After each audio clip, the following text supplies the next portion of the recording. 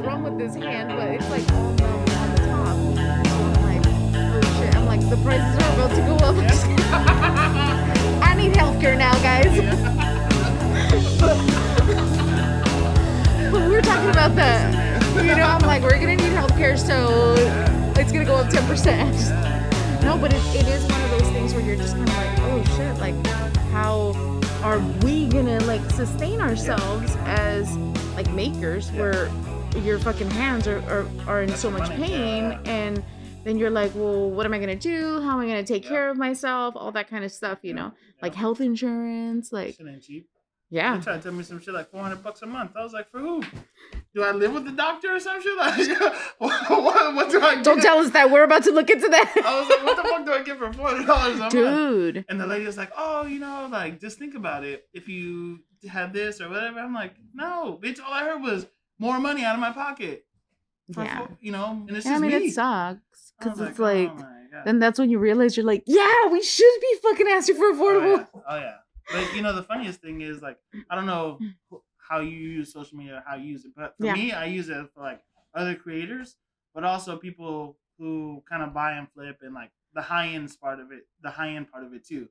So I follow these guys, and they make, like, crazy shit. And some of their stuff costs, like, $20,000, $10,000 a piece, right? And I'm like, okay, I know you didn't make that. I know your hands did not make that fucking product, right? So what can I do to get to that level? That's how I look at it. So that's why I follow like those people to kind of like step my game up, but also realize, fuck those people who want to beg and bargain with me. Like, this is the price. That's what it is. Yeah. There's no fucking debate on this at all. Yeah. And ever since I've had that mindset, like my customers have come through clutch, and everybody who kind of like, oh, okay. And it's like, I don't feel like I have to cater to every single person. Yeah. As sadly as that may seem sometimes, but like, sorry, so I started asking people off top, so what's your budget? Yeah. No, it's true. And it's true. Because, dude, I had someone, like, they, like, browse around and stuff. Yeah. And I remember, and I was, like, kind of, like, a little sad. Yeah. And kind of felt, like, a little, like, okay. And they browse around, and then, like, they bought, like, a pin or something. Yeah. And they were like, can I give you some advice? And, like, me being nice, I'm like, sure. Yeah. And he's like, you need to lower your prices. And I was like, oh, okay. And then like I started thinking about it, and I'm like, dude, so I've been busting my ass off for 8 years. Like, seriously, like I've fucking like really leaked money for a few years. Yeah. And then all of a sudden you're telling me like that I can't like pay myself like a livable wage. Yeah. So it's like, okay, well, thanks. Like, instead of being like, hey, you know what? Maybe that's out of my budget. Yeah. And maybe there's that huge disconnection of like freaking made in China and made here and like, the maker and stuff like that. But it's like for you to go into like go to Macy's and tell them that. That's what I was saying. And then, and it sucks because then it's like, as like small businesses and like a maker and everything, you're just basically being like, yeah, it's like a lot. And you're like, dude, all I'm trying to do is like make a living, provide for my family, put my daughter through college with this shit. Yeah. And then that's it. Like, I'm not trying to fucking, but I was like, it really stuck to me for like a while. And I was like, well, then fuck you too.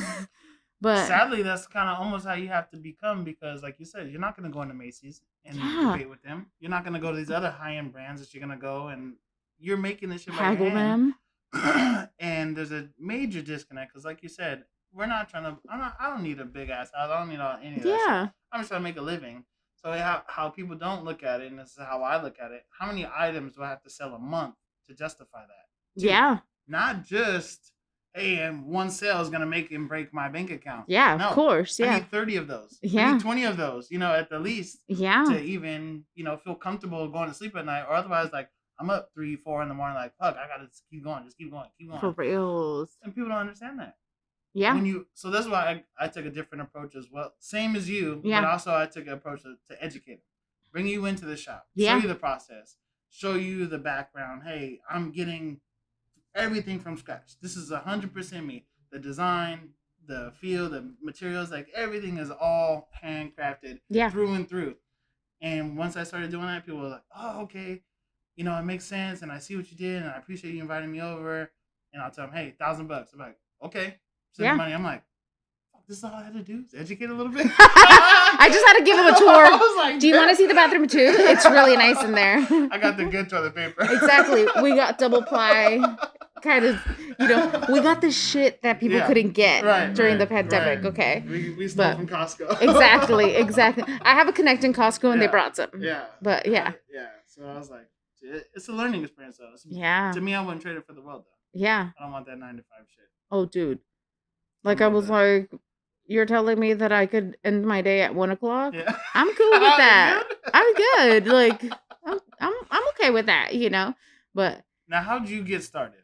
Look at you flipping it. That's what I want to know. Well, like my dad was a denim distributor, like back in LA. So I'm from LA, and so San Fernando Valley. And he just had like a factory, and I always like grew up with it. And I was like, oh shit, this is like. I seriously thought everyone had a sewing machine in their house. And then I went over to my friend's house, and I was like, where do you guys keep your sewing machine? And they're like, we don't have one. And I was like, who are you? Yeah. And so I just really thought that because my dad was basically like an immigrant that came to the States, and he basically told everyone where he was from. He's like, I could give you a job. You could work in this factory of mine and you'll get paid really well. And so he brought over all my aunts, uncles, everything, and like gave them jobs. And, I just like, I really got into it. Then he finally closed it when I was like in middle school. Okay. And he moved everything into the garage. And I've always had issues with like sitting still and like I want to do shit. Yeah. And so like I was like, do you need help? And he's like, sweep.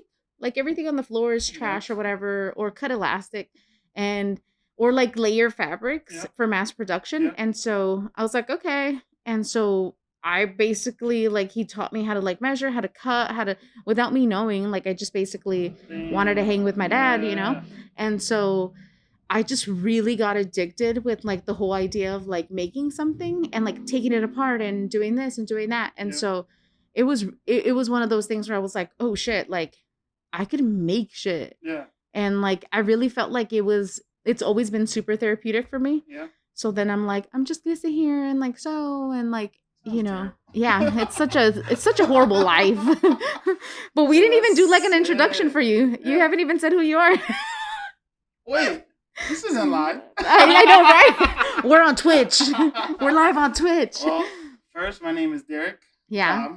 I'm a man who sews, local creator of all things, of all materials, whatever. Yeah. You make it, or you bring me an idea, we'll make it. That's awesome. That's what I do. Have you ever started messing around with clothes yet, or? Clothes scared the shit out of me. Yeah. To be honest with you. The craziest thing I got was I sewed my pants. That's awesome. It's a start, but yeah, you'd be surprised how long it took me to do that. I was really intimidated by clothes because I was like, everyone is so different in sizing that I was like, right, I'm gonna have to make like a million sizes, and that really kind of like intimidated me. And I was like, oh, I don't know how, like, because I've always had trouble with sizing where I was like, well, if it's here but it doesn't fit there, and to like be another one of those things where it's like, hey, you could have this, but you're gonna have to take it somewhere and they're gonna have to fix it. And so it's like, that was like the intimidating factor of it. Yeah. But I love, like, I've seen your journey, like since I started following you. I don't know if you started back then or anything, but like your evolution on like how everything has like when you started and then how it's gotten better and better and better. It's awesome. I appreciate that. Yeah. It's been a long process. I've been sewing for 7 years now. I started with upholstery. I started at the ECC program. Wow. That's how I learned to sew. First time ever. I never picked up a sewing machine. I've seen them, but never sat in front of anything. And first day, they say, so you're all going to be sewing today. And I almost walked out the class. I'm leaving. I know that's what I'm here for, but do I really want to be doing this right now? I was like, oh, damn. So we made a little circular, basically, tool holder. I still have it to this day because that was the first thing I ever made. And like I look at it now, I'm like, dude, this is fucking terrible. But everybody starts somewhere. And literally that's how I started. So I did like 4 months there and was doing furniture, and I kind of liked it. And I was kind of just hungry for something other than the 9 to 5 and kind of being my own boss. So I kind of shifted into like, hey, I can do this. A little entrepreneurial spirit. Didn't even know what that word was at the time. I was like, oh, let me just start selling some shit, like, for real. whatever it was, and I got like 5 customers in the first month. Wow. And I was like, oh shit, this is like a real thing. And I was still learning. Obviously, I didn't know everything that I know today. Even still learning every project today, but kind of gave me a boost of confidence. Like I could really do this. I Yeah. could make something out of this, and I kind of find it there. I found it therapeutic because Yeah. I'm a hands-on kind of guy. Yeah. Very visual. Give me a textbook, hella boring. But give me a YouTube video and like some shit. Yes. I'm all about it, Dude, I love that kind of Yeah. stuff. So was there like when you did upholstery, were you doing like actual furniture? Did you do an actual furniture piece? Yeah. So I've done thousands of pieces per se in the context of I've done couches, chairs, dining chairs, even made headboards for hotels and stuff like that. Wow. So I got a little taste of everything. Yeah. Obviously, something that I don't enjoy like the bigger, more intricate pieces, but I love antique furniture. Yes. That's like my thing. That's my jam because they're made to quality, Mm-hmm. and just taking it apart and seeing like how they did it and how it's lasted so long. Yeah. I'm like, dude, this is beautiful. Dude. You see IKEA shit, you're like, how did you spend this money on this? Dude, I remember when I was like taking an upholstery class because I Yeah. took an upholstery class because Yeah. I was like, I want to do Yeah. everything that has to do with sewing. Yeah. And so I took a class and I was still working and I basically put it in a message board and I was like, does anyone need anything upholstered? Like just buy the materials, and I'm taking a class or whatever. And the lady was like, I do. Yeah. And it's a fucking plaid couch. And I was like, fuck, plaid? And then it's like you're talking about like a couch where there 4 people could sit, Yeah. And so I was like, okay. She brings it. I'm halfway through stripping it when I find the fucking IKEA tags. Yeah. And I was like, this isn't even fucking worth it. No. Like, it's not worth it at all. It's all cardboard. Yep. And so I was like, I guess I said I was going to do it already. So I did it. And it came out beautiful. But plaid was like, my teacher at the time was like, everything has to like flow. Like all the lines have to flow. And I was like, I'm like, fuck you, Roy. Yeah. And so, but he was like, if you're going to take this class, like you have to do it right, And I remember thinking like, God, like it was so nice. Yeah. And it was all for experience. Yeah. And it was all for IKEA couch. But it was like one of those things where it was so worth it for the experience of like, oh shit, like all these things have to match, all this, like look at how like that kind of furniture is so different compared to like something that's like an antique, so I enjoyed it. But what's your sign? I'm Aries. Oh wow, so your birthday's coming up or did it just pass? April 8th. Wow. Happy birthday. Thank you. Yeah. How about yourself? Cancer. Now, do you believe in that kind of stuff? Sometimes. It just depends. Not like in the daily kind of thing, but more in like, oh, no wonder you're so organized. That's what I was going to say. No wonder you're so organized. My sister, she's an Aries.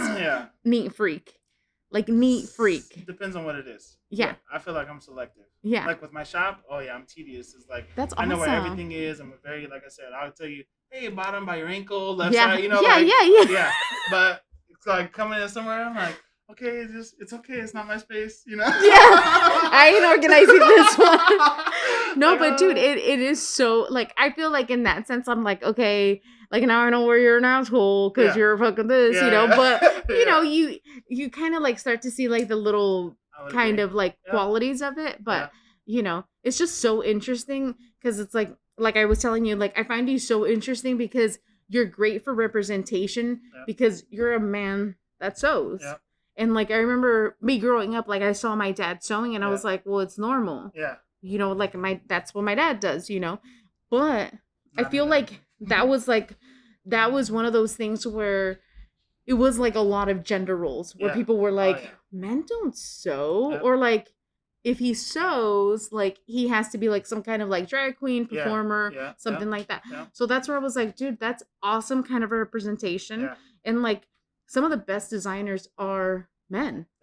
You're like, I know. I know. It's one of those things that you get into it and you don't realize that there's those gender roles. You don't realize that there's a common perception. And I didn't think of it. I was like, there was me and at least another 10 other guys in there sewing, and those dudes are badass. I'm like, okay, so this is cool. Like, it's all right. Until you go into a sewing shop and you start asking them for stuff, and the women are just staring at you like, what?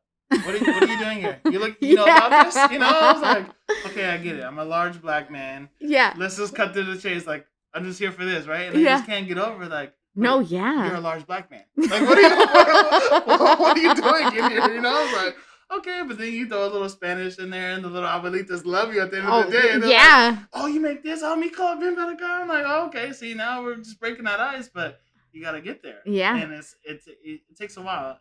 But the more I get into it, the more I see there shouldn't be a gender role because there's a lot of men who sew. A lot of people who I follow are men who sew, but there's no claim to fame to that. It's like we're just doing what we do. Yeah. And I love that because it's like for a long time people were like, well, I'm like a guy and like I don't know how I would feel about this and this and that. And I'm like, dude, like I wish that there was like that we could start to connect it and like I don't know, how old are you? 34. Oh Just wow. Yeah. Oh, shut up. Yeah. So then it's like super young and then for us to be able to like really change how like sewing is perceived and stuff like that because it's like I'm sure people like think or assume like, oh well, you make it so you could like really cut down on the cost and you could, and it's like no, it's actually way more expensive for you to like actually make it than for you to actually go into a store and buy it because this is going to be like a one of one original. Exactly. I can't resell this. I can't. This is tailored to you. Exactly. But that's also what drove me to the custom game is because I got tired of seeing everybody wearing the same stuff. Everybody having the same stuff. Like, so I'm like, I like the style. I see it. But I don't want that. Yeah. So let me just try to make something of my own and kind of, put my little twist on it. So. Dude, that's awesome. I appreciate it. Yeah, and I love like I said when you started. Well, when I started following you, I was like, oh shit, and I started seeing like that you were making like backpacks and stuff like that, and I was like, dude, that's fucking so cool. And then you started evolving more and evolving more and evolving, and I was like, oh shit. But it is true. Like a lot of people, like I feel like they assume like going into like sewing that you're gonna be like great that first time. And they're like, how come you could sew a straight line and I can't? And I'm like, I can't fucking sew a straight line even now. I'm like, I don't know why. You just make it look good. But it's funny you say that because one of the first bags, so I actually started with making backpacks, which I think is like the hardest thing you could have done. Yeah. I could have done. And sewing the small stuff was hard to me, but sewing a backpack was super easy. Sewing leather was like, oh man. So I started, I say, backwards, but in a sense, you start with the hard stuff, the rest is kind of easy. Yeah, that's what I've learned. So I got back one of my projects that I sold to a customer probably 3 years ago, and he had ripped. It got caught on a seat in the airplane, and it ripped off the strap. So I was like, okay, I'll repair it. So I got it back, and I was like, I made this shit. I sold this shit. It wasn't terrible, but you know what I mean. Like, if you've seen your first 10 projects, you'd be like, what in the hell was I thinking of making money on for real? So I took the whole bag apart, almost not from scratch, but like I pretty much revamped the hell out of it. Yeah, you're like, I'm gonna give you like a nice one now. I was like, now I feel confident with throwing my logo up there for real. But dude, that's awesome because I feel like with anything, right? Like we perfect things as we go and it's really important. Like I love that you stick and not like generally like stick, but that your whole thing is like backpacks and accessories and stuff like that, and it really like allows for you to like hone that craft and make it better and better and better and better. And I feel like there is a lot of makers that they're just kind of like, I want to make everything because like I know my mind is constantly like going like fucking crazy and I want to make everything, but like I also learned the hard way that could also like really put you in a disadvantage where it's like you're not really like perfecting your skill. You know? And so I've came across a few people and I'll just straight out ask them, so what is it that you do? Yeah. Because you do 1,000 things. Beautiful. Yeah. But what is it that you do? So when people come to me, I tell them, hey, all I do is make custom men and women accessories. Nice. That's what I do. Yeah. Because I hate shit in my pocket, so I'm always making like accessories and shit. But that's what I thrive for because there's a niche market for that. But also everybody carries accessories. That's your way to personalize or accessorize yourself, your outfit, and that situation. So that's where I saw myself, and that's where I think I thrive in my eye for, I guess. Yeah. Because clothes I don't care about. I'll wear basketball shorts, sweatpants, and a t-shirt all day. Yeah. I don't care. The accessories is like, oh damn, that's a nice bag. Oh shit, that's a nice wallet. That's what catches my eye. So that's what I kind of honed into, and I would agree. Like you gotta pick something. Let's just Yeah. be real. In Yeah. order to thrive, especially in a business standpoint, you gotta pick something. Exactly. You have And to I pick love that something. you're very like you're not just like a maker where you're like, "Yay, this is like a freaking like a little hobby." Yeah, Like you're actually yeah, like, "Look, I got to make this much in order yeah, to like really have this yeah, like thing that keeps on going, you yeah, know?" And so that's where it's like I feel like that's super important in order for you to like constantly see your growth not just in how the products look, but yeah, also like financially yeah, if this is something that you're able to like yep, continue to do and if it's providing if it's not, you know. yep, And I think that's your Aries. yeah. Probably. But you know that's awesome. And you know that's one of the things where you know like looking and like really breaking it down, Yeah, like I'm sure has been one of those things where you're like I don't have to go back to like my 9 to 5. This is yeah. awesome. So the whole time I've been doing it, except up until last year, Hmm. I had multiple jobs, and I was always like, this was always like on the back burner per Yeah. se. You know, I was a bouncer. I worked in a warehouse. I was doing all that. Where did you bounce for? Downtown actually, Shut in up. North Park. Yeah, so I was a bouncer over at Basic, which is Uh-huh. right across from the park, Petco Park, and then I did a few in North Park, uh, and then I worked at Coin Op. That was like my last one, You saw a lot and of crazy shit, huh? tons of crazy shit. Like there's stories that you couldn't even tell. You would think like, oh, he made this shit up for real. I'm like, Yeah. You're no, like, no, I've seen it. I I've was seen it. there. But what I learned from that too is like people will buy anything, Yeah. and there's always money out there, Yeah. no matter what. That's the two takeaways that I always learned. Like there's always money out there. So the crazy thing was I was getting customers who were coming and paying me in cash for their project while I was working, and that was more than my check was. Shut up. And I'm like, yo, I can't do this shit anymore. I was Yeah. literally getting, What was some like the scary part about like doing it, like leaving it? like I told you, I gotta sell how many of those to justify me leaving a normal job. No matter how much it's paying, Yeah. that's still a guaranteed paycheck. That's true. With these projects, there's no paycheck. Yeah. I gotta Like really bust my hustle ass. it. Yeah, I gotta bust Yeah. my You ass. gotta do a So lot of Instagram videos. exactly the shit I hate the most, but I gotta do. You're like, I guess I should Yeah. do this, you know. So it was like one of those things, and I was like, you know what? I can't keep half-assing this and expecting something that I'm not gonna get. I have to jump into it. Yeah. So I took a huge like that was the scariest thing for me. Second scariest thing. Other one was getting a shop. That was like I was doing it at my garage. I'm like, oh yeah, it's cool. And then you get so much shit. And you're like, yeah, this garage isn't working. So now you got to add another bill on top of that. And I was like, really? Okay. But without those, I wouldn't be who I am today, Do you and feel like my product wouldn't be what it is today either that's true? because Yeah. of that. And I feel like having a shop really allows you to be like, okay, so I have to go in there. Yeah. Because I've tried doing like the like I had like a at home Yeah. workstation and Yeah. then a shop station, Yeah. and then it's like, well, I would need the same amount of shit at home. Because then I'm like, what color threads do I need for these Yeah. projects? And Yeah. then you're like, well, I need all these, and then you leave it there, and then you're Yeah. like, oh, I left all the threads at Yeah. home, and then Yeah. it's like it's just Doesn't work. so Yeah. it doesn't work, you Doesn't work. know. You got to And disconnect. and with sewing, it's like it's a very one of those things where it's like you need like a bunch of stuff Yeah. to like you know liner you Yeah. need this you need Yeah. you know, and then you're like, oh god, by this point it's like you've accumulated so much shit. By then, it's no longer a home workstation. Yeah, now you're like, we got a lot of, you know, I had fabric coming out of like cabinets Yeah. in like my freaking kitchen, and you know I had no pots or anything. I Yeah, was just yeah, kind of like, yeah. look, I have More fabric in fabric. these places. More fabric. Great. All we Which is, need. you know, it is like one of those things where you know you don't realize like all the stuff you have until you have to move, and then you're Yep. like, wow, I have a lot of stuff. Yep. You Yep. know. I quickly filled up half of a warehouse faster than I ever imagined. Shut And I was up. like, this was all in my freaking garage. Shut up. So I was like, yeah. So I have a 1,500 square foot that I share with another guy. Yeah. Shout out to him. I Yeah. won't say his name. But, You're like, that's all I'm saying. It's Roan Industries. That's all I'll say. Yeah. But yeah, we filled that up quick, and we were both out of our garage. Wow. So it was like to go to that next level, we both had to do it, and here we are today. You know, I was like, hey, That's what can we awesome. do besides grow? If you want something, you got to go out and get it. That's true. That's all I know. That's so true. So Are you a San Diego native?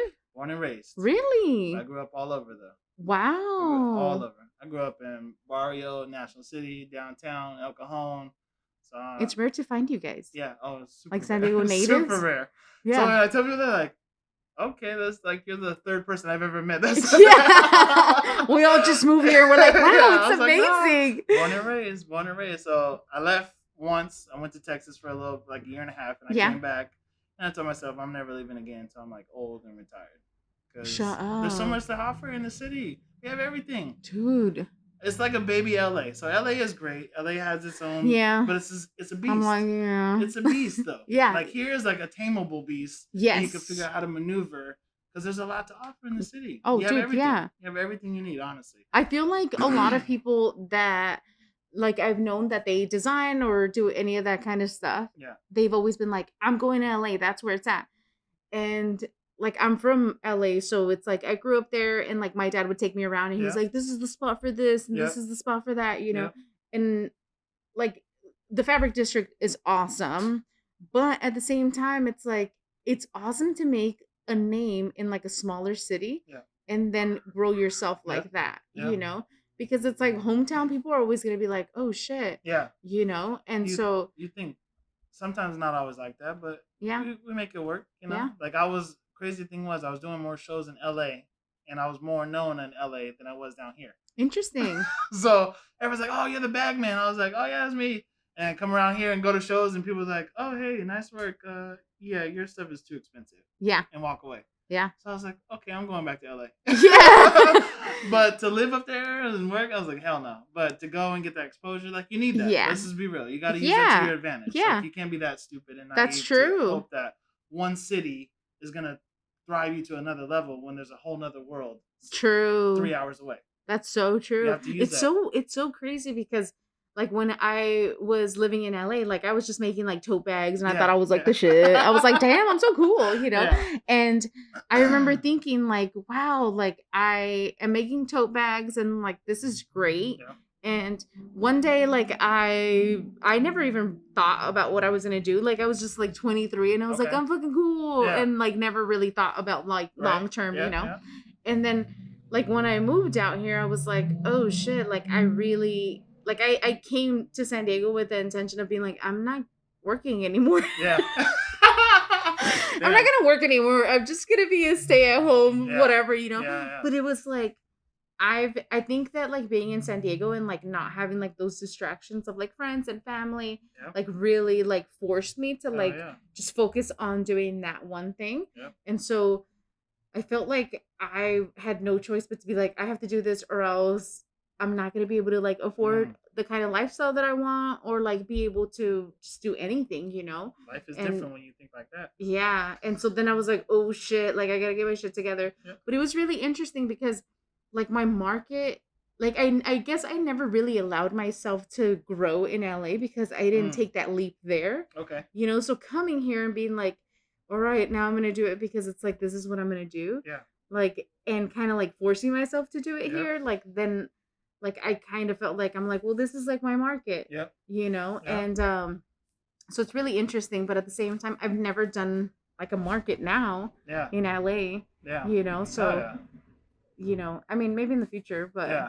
Now, how did you find this spot? Like, how did you know that this was your spot? So I basically, the same owner, because I was in the alley before. Okay. And so the same owner, she's the same owner for both properties. Okay. And I had realized that they had just painted it. And there was rumors that they were going to tear it down and this and that.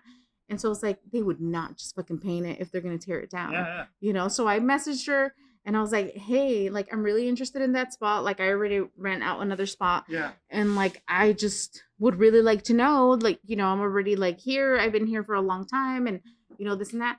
And it was basically the same amount of price. Damn. And so I was like, I am going to take that. Oh, yeah. Because, you know, it was just like a great opportunity. So I was like, basically gave my landlord like a 3-week notice. Yep. And I was like, I'm moving all my shit. And I had a 3-year lease. And he basically was dropping hints like, if you have to move, it'll be okay. Like, I'll let you out of your lease. Yeah. And at that point, I was like, okay, he is either going to like kick me out. You know, or he's like saying like, you can go look around. There's nice stuff out there, you know?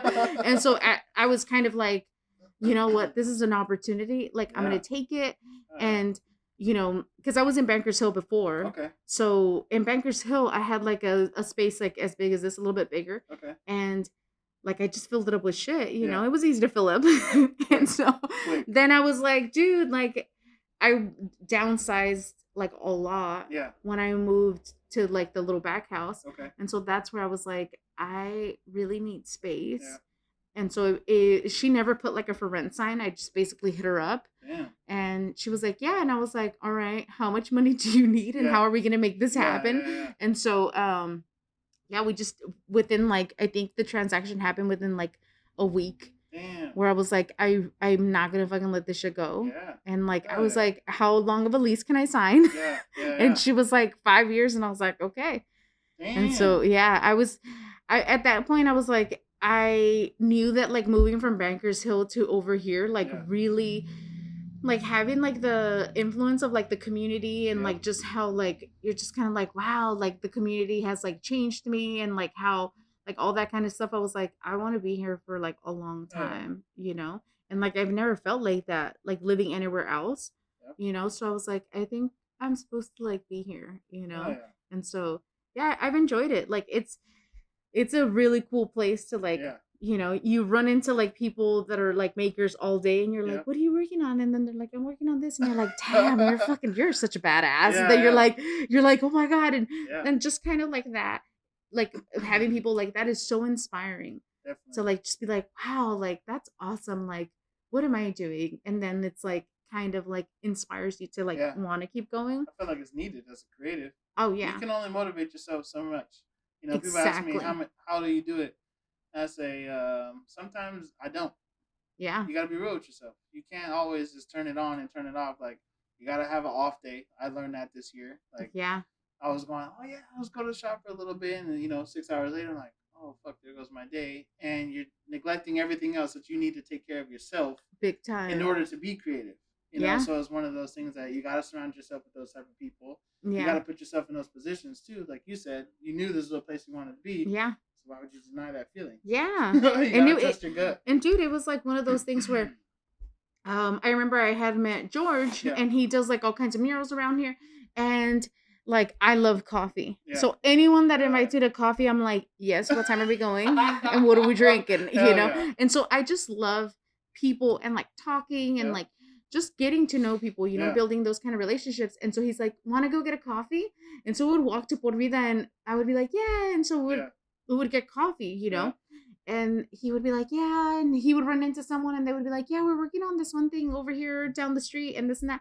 And for me, I was like, whoa, like finally I found people that like are also like super ambitious and they're not like, oh, today I'm not going to work because like I just don't want to. Yeah. And it's like, and it's really like that consistency of like, hey, I got to do this because it's like, if I don't do it, like today and tomorrow, it's like good to have those days off. But it's like, if you're just kind of like, I'm just going to take the whole entire week, then people really tend to kind of forget about you, And so I was just kind of like, whoa, this is so awesome. Like just hearing so many projects, like, in like coffee tables, and you're just kind of like, I was like, damn, I just want to eavesdrop. Like, can I just like pretend I was like, I'm just gonna pretend I have headphones here and just kind of like listen to like everything people are saying, know.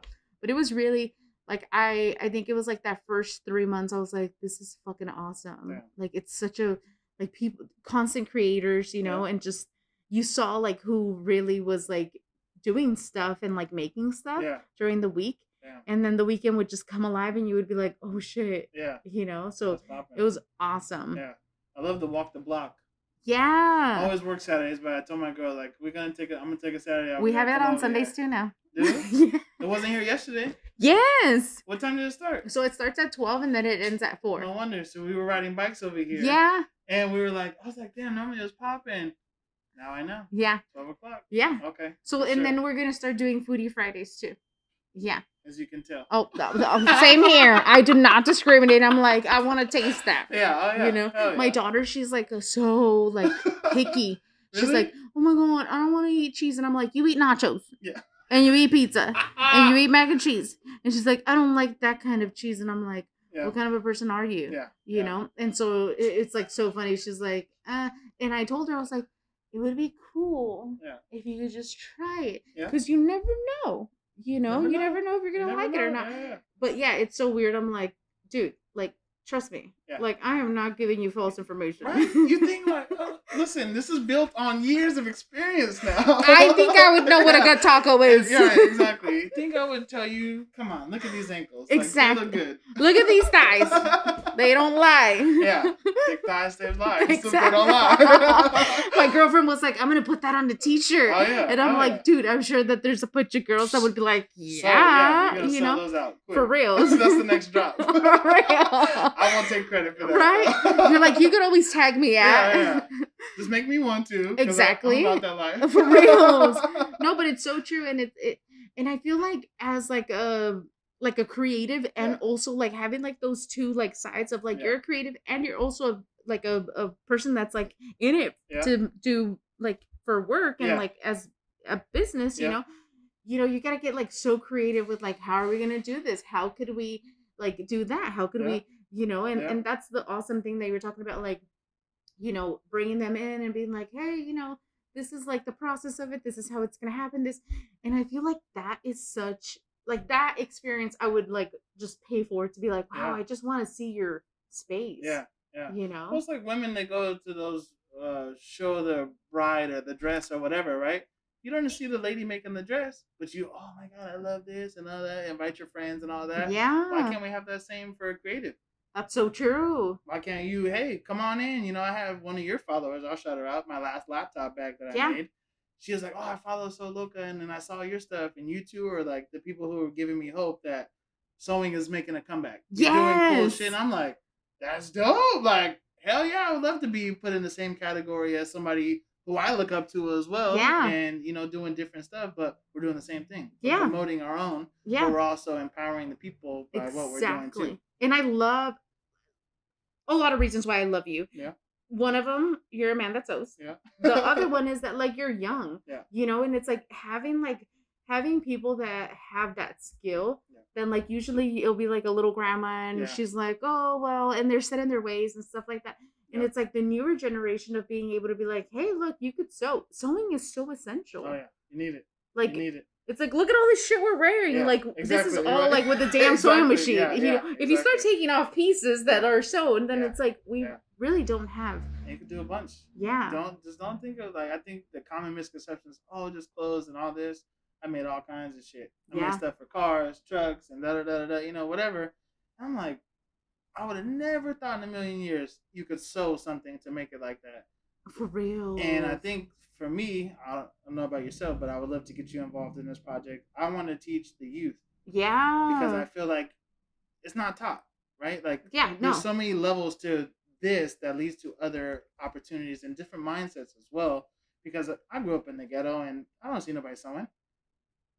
Dude, I didn't see anybody sewing. So even when I was telling some kids, they're like, "Oh man, you made that?" I'm like, "Yeah." They're like, "Oh shit," you know. It's not just, and I don't want them to just, hey, just throw some money at it. And I can show you how to do this too. Yeah. So I started bribing my little cousins. I was like, "Hey," they're like, "Oh man, your backpack's sick." I said, "Listen, you want one? I'll make you one, but you got to come and cut out the stuff." Oh, that's awesome. I don't know how to do that. Listen, I didn't ask you that. Do you want a free bag? Some dope stuff and it's yours. Like, you made it, you take all the credit. They're like, oh yeah. I was like, let me see your report card first. You know, obviously let's make sure you're learning. Yeah. Now this ain't just free. You know, like we need you to do your part too. Right, yeah. And so 3 of my cousins came down to the shop and they cut their own stuff out and they were like, oh. And so what did they talk about? Man, I still got your bag and all my friends love it. I'm like, that's what it's about. That's so awesome. That's what it's about, because who knows what it sparks for them. Maybe not sewing, but maybe some other artistic craft that they can get into. And like, I feel like with sewing, it's one of those things where people kind of like see it and they're like, it's sewing, like it's sewing. And I feel like there's that disconnection, right, between like garment workers and someone that is like a tailor, and then someone that's a seamstress, and then someone that's actually like a creator, that you're making everything, you're designing, you're making it, all that kind of stuff. And so all the other ones are totally different. A garment worker is basically a piece worker. Exactly. And they're just kind of like there and they sew that line. Exactly. Send it to someone else. They sew that other, you know. And so they like it's an assembly line basically. Yeah, exactly. So it's not, and then like the other disconnection that was the whole thing is that like then you have that designer that gets paid the most, but makes basically nothing. And they've never sewn. Like, exactly. They draw some shit on the paper and it doesn't even add up when you're going to sew it. You know, it's like all of that. Yeah. Yeah. I remember I really wanted to get into like this school, like this fashion school. And I was like, I really want to get in there. And like I have to impress like this lady or whatever. And so I was like, I'm gonna wear all my shit that I made, you know. So I show up and I'm like thinking I'm all cool and I have like a handbag and like my whole outfit. And she's like, and I'm like, well, with these classes, like, is there like hands-on and this and that, and is there like a, you know, sewing room or whatever? And she's like, there's a sewing room and I think you use it like once a week for an hour. And I was like, oh no, that's not enough for me. And I was like, what's the, like, I just didn't see the point of like going to school to become a designer. Right. You know, and I just kind of, it wasn't for me. Yeah. You know, I was like, I really want to like get dirty and like make shit, like cut shit, like fuck up shit. Like, that's you know, like knowing all that kind of stuff. Like I really wanted to know, I really wanted to get into that. Yeah. You know, as opposed to being like, this isn't this season and then that isn't. And it's like that's cool, you know, and you need an eye for that. Exactly. But I really wanted to be like, how do you like sew leather without it stretching? How do you do this? You know, I think those are like really important things to like know. Oh yeah, especially as a designer. Like all my designs are from scratch. Yeah. So all my templates I make and all that stuff. So I tell people I can't draw, but I'll cut you out a template and I'll make you a badass whatever you want. But I can't draw for shit. Yeah. So I got an iPad recently and I started using like little Procreate and stuff like that. But I found out there's a cheat. I could just take a picture and just trace over what I want and fill in the color. But it gets the point across. Yeah. And I still get to show my customer a visualization before I put it together. Exactly. Because I see the vision. Yeah. But you have to portray that. You have to show the person that too. You can't just like, oh yeah, $2,000 and I'll see you in a month. Yeah. Like you gotta give them a little something, you know, to kind of attach to. Dude, my man's always like, what's your vision on this? And I was like, it's gonna be like this and that. And then he's like, well, and I'm like, just it's all in my head. And he's like, I can't see it though. And I was like, I'm like, God, like if you just see it? Can you see it? Like I'm telling you, like, and he's like, no, like I don't know, you know. And so for me, I'm like, fuck, like I also don't draw, and I actually was, you know, when I did, because I went to school for pattern making, and then design, and I fucking dropped out. I was like, fuck all this. This is a waste of time. That's so fucked up. This is a waste of time. And you know, and so I was just kind of like, you know what, like I don't want to sketch it, you know. And so, you know, then I was like, okay, like, because I was so indecisive. So as soon as I would see like the fabric, then I would be like, I don't think that's gonna go with that. You know. And then like the next day I was like, oh no, I think I was too stoned, and like no, it makes no sense. I don't think, you know. And so it was all that kind of stuff where I was like, I couldn't commit to that. You know. And so that I feel like was like the hardest part. But that's huge. That's funny as fuck, because I see the same shit. Like, how do people draw this, make it? Nah, they don't do that. They just draw it, or they just make it. Like, there's no, you can't do both. There's a very large disconnect. And a lot of people, you realize they don't. Like I told you, I met a ton of people. They design some dope stuff, but they ain't fucking laid their hands on a sewing machine and, you know, ever.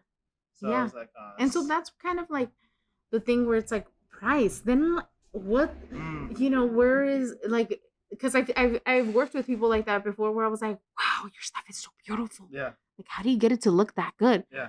They're like, I work with like a factory, and then you're like, oh, I thought you made each and one of them. And they're like, no, like it was just not, it didn't make any sense.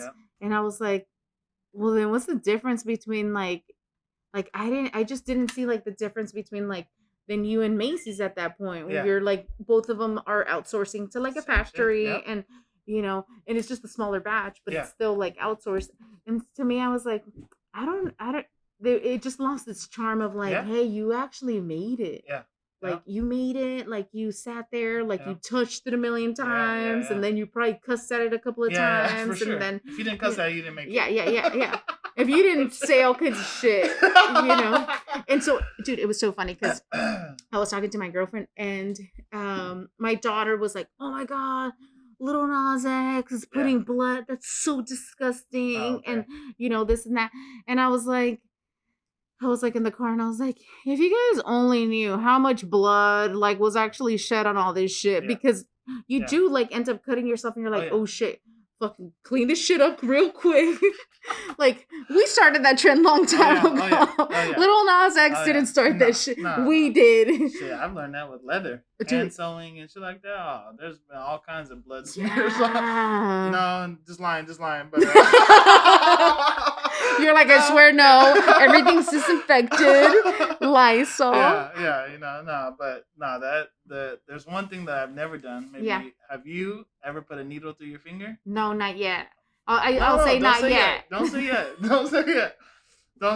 I've been playing chicken with my fucking sewing machine, and I'm like, look. I've seen your videos. I'm like, you're gonna fucking learn. You're gonna be real pissed. I've seen your videos. You haven't had a tetanus shot in the life. Yeah, right. I've seen those ones like, okay, let's see. No, you don't have it. The little guard that goes around, right? So I saw that. I was like, nah, they're pussies. I have mine. Usually has it, and so I've been working with like vinyl. So I'm like, you know what? With vinyl, you have to use the other fucking foot or whatever. And so I'm like, you know what? Like, let's leave this foot on there because it doesn't have the guard. So I've been getting real close and I'm like, you're going to fucking fuck your shit up, you know? And so I remember my mom, when I was a kid, she's always been into like novelas. Okay. All the fucking time. Of course. And so she was so fucking into it that she fucking sewed her finger. Yeah. Like right through. And she's like, ah. No. Yeah. I think in the first 6 months, I saw a guy on the Instagram, of course, and he posted the picture with the needle through his finger, and I was like, okay, yeah, I think I'm good. Like, if I seen that, I'm passing out. Like, I'm just dropping. So there's gonna be a dead guy with a needle through his finger, and nobody's gonna know what happened because there's no way. And my machine is yours is like a totally different one, huh? Strong as yours, because yours is upholstery. Yeah, walking foot. Yeah, and that's a nice machine. Size 22 needle. So just think of that. Just pierce your finger. just put like a little earring on it, and then you're fine. No, those machines, it still scares the shit out of me. Oh fuck to this day. Like, dude, if you're not scared of your sewing machine, I'm sorry, you're not doing it right. Yeah, and the motor's fucking like it'll go through. Yeah. You know, because it's not like a home machine where it's like it hits something and then it censors. No, you know, it's like sensor. No, it's gonna go through a couple of times if you don't stop it. 4 layers of leather, it'll walk through your finger. Exactly, no problem. One of my this was like a while ago, and I had like I was doing like a sewing class, and this little girl was like threading her machine, and she had her foot on the pedal, and it basically scraped off all my dead skin from my finger, and like she pushed down on the pedal, and it went down and scraped off all my dead skin and fucking live skin off my finger. And I was like, oh fuck, like right away I was like, oh my god, like she fucked up my finger. And so she's like, oh my god, I'm so sorry, are you okay? And like me being like, the show must go on. I just got duct tape and I was like, you're fine, girl, you're fine. And she's like, and you know, because it was like bleeding, so I was like, oh shit, like let me just fucking pour water on it and like put tape and like move on, you know. And at the end of it I was like, yeah, that was really bad. But no, there's certain things that I just can't do, no matter. I've tried, you know, like I've been a little intoxicated sewing, and sometimes I'm like, all right, time to step back and enjoy that last drink, not in front of the sewing machine. Exactly. Because something's bad is going to happen. Dude, I used to do that. Like on Friday nights, I'd be like, oh, I'm going to get wild. And so while like I'm drinking and stuff, and then I was like, I'm getting way too brave. Like I get way too brave. You're testing fate. Yeah, and then I'm like, like you need this hand, even though it's a left hand. You still need it. But I thought that was really interesting that you had talked about how the youth is like they're not being taught this skill. And so I recently had like this conversation with a bunch of people that are in the industry, and they were like, they've changed like their whole program, they've done all this kind of stuff, and they're really like calling out for people where they're like, what do our students need in order to enter the world where sewing would be, if they took like a sewing class or whatever, like what would they need to learn in order to get a job sewing? You know, because a lot of it is like like most people that like sew are like they're either they could start like a small business like how we do, but if there's someone's hiring to do it, like what would be, It's way different. and yeah, and I was like, dude, and so they were like, we are getting like the lowest percentage of people signing up for sewing because there's no like market for it for them to go into, like the job market isn't there for them anymore. No, it's all overseas. That's the thing. There's not many factories here, and if they are, they're hiring the most minimal people, to keep those price margins and the profit margins higher. I actually I went to go buy a few machines from, they've made bicycle stuff up in Vista, and it was a huge warehouse. And they're like, yeah, we actually sold half this warehouse and we're dedicating it to, other. I'm like, okay, so there's 80 machines, you're selling 40. That means 40 people lost their jobs. And I was like, I didn't want to say it out loud. I was like, damn, that's a harsh reality. For real. I was like, yeah. Shit, that kind of sucks. But, it's one of those things that it's not taught. But also, like you said, how do you teach it? What do you teach? Yeah. Because a pattern maker is different than a line worker. Back in the day, like you said, the line worker, you're only doing 2 pieces all day. But that's what you do all day. Yeah. So what do you really know? Your skills are very limited with that. Exactly. So it's one of those things that I thought about, like, well, what do you teach? If I was to have a class for kids, what would I teach? Yeah. And I think I would give a little bit of all, and then kind of like let them figure out what it is that they like, because you have to see the whole process. Exactly. I'm a person, you have to see the whole process to understand what part you want to be a part of. It's like automakers and everything else, like food line prep and stuff like that. You gotta, what part are you? You the sauce guy, you just the car upholstery guy. Yeah. You gotta figure it out, but you have to show that. True. And that's what I think a lot of people aren't doing. With upholstery, they were showing, they had 4 or 5 different classes, and they were showing you, hey, basic upholstery, then detailed upholstery, car upholstery, then detailed car upholstery. So it's like you have to work your way up to understand the depths of it, which I thought was brilliant. Because if you don't want to learn, if you don't want to be an expert, why are you going to take all those classes? You don't True. Do that. You're not gonna. We're not here to waste anybody's time. Yeah. Time is of the essence, and time is money. So I thought that was a really good point, because, like I said, I just did the basics, and I was like, okay, this is cool, but I can twist this into something else that works better for me. Exactly. I don't need to go and waste 2 years or 3 years, whatever it was, to do that. But I don't think that stuff is shown enough in the States. Just from my opinion, I could be missing a whole market or a whole world out there. But from what I've seen, I was lucky enough to get into one program here, but I don't see anything else. On the West Coast, I didn't see anything else that was offered. So I think it's a huge, place for somebody to step up. Big companies or even just small town small business people can get in tune, and have a little thing, a little cohort or a little group organization where, hey, for 1 week we host it here, for 1 week we host it here. True. And you show different things. Your craft is way different than mine. For sure. As opposed to like a car upholstery guy is different than mine too. So, this is, I think, tying that into it and us seeing a need in that. Yeah. I think we can do something about it. For sure. It starts with us. Yeah, no, for sure. And I like how you had mentioned that, there's like that thing where it's like people are basically like realizing like, oh shit, like people don't sew anymore. Yeah. And the ones that do are like, people are like, why are they charging that much? Yeah. Because of that huge disconnection between like you going to fucking Bronx and buying a shirt for $5, and then you really outsourcing all your materials, sometimes going out, sometimes driving all the way to LA and making a whole entire trip in order to like buy all that kind of stuff,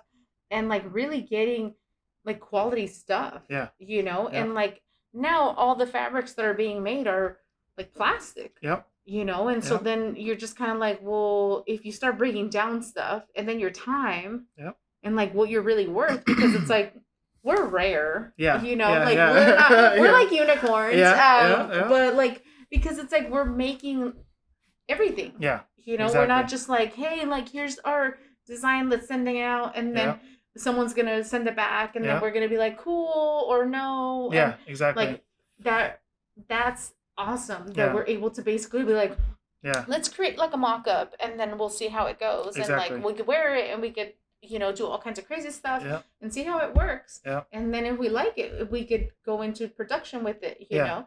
But I think with the whole, like, I think that like when I was talking to this group, I basically told them, I'm like, I think that the most important thing that we have to do is change the narrative of like how sewing is perceived. Yep. Because brother, when I talked to them, they were like 95% of our clientele is 65 and over. Damn. Yeah. So, oh shit. Yeah. Let me guess, you bought that at a quilting spot. Yeah. I was like, let me blend in with my little grandma hair. I'm like, hello. I walk into those stores, those people look at me like, what in They're the like, hell? why is he here? The register's over there, sir. Yeah. What did he come in here for? But dude, it's crazy. It's damn. I love going into places like that because it's like usually people are like, oh, like they have this idea of like, you don't know what the fuck you're doing, you know? And for me, like, I'm like, I probably know a little bit more than you do, you know? But it's one of those things where it's like when you go in there and you're like, you know what you're looking for and like, you know, what kind of fabrics you're willing to like buy and like what's cheap where you can get it like for way more, you know, way less and stuff like that. And so I feel like that, like knowing that and like really just being like, shit, like, this whole company of sewing machines is obviously not catering to the younger generation. That's it. You know? And that to me, like I was like now seeing like younger people like sewing, I'm like, you could make so much cool shit.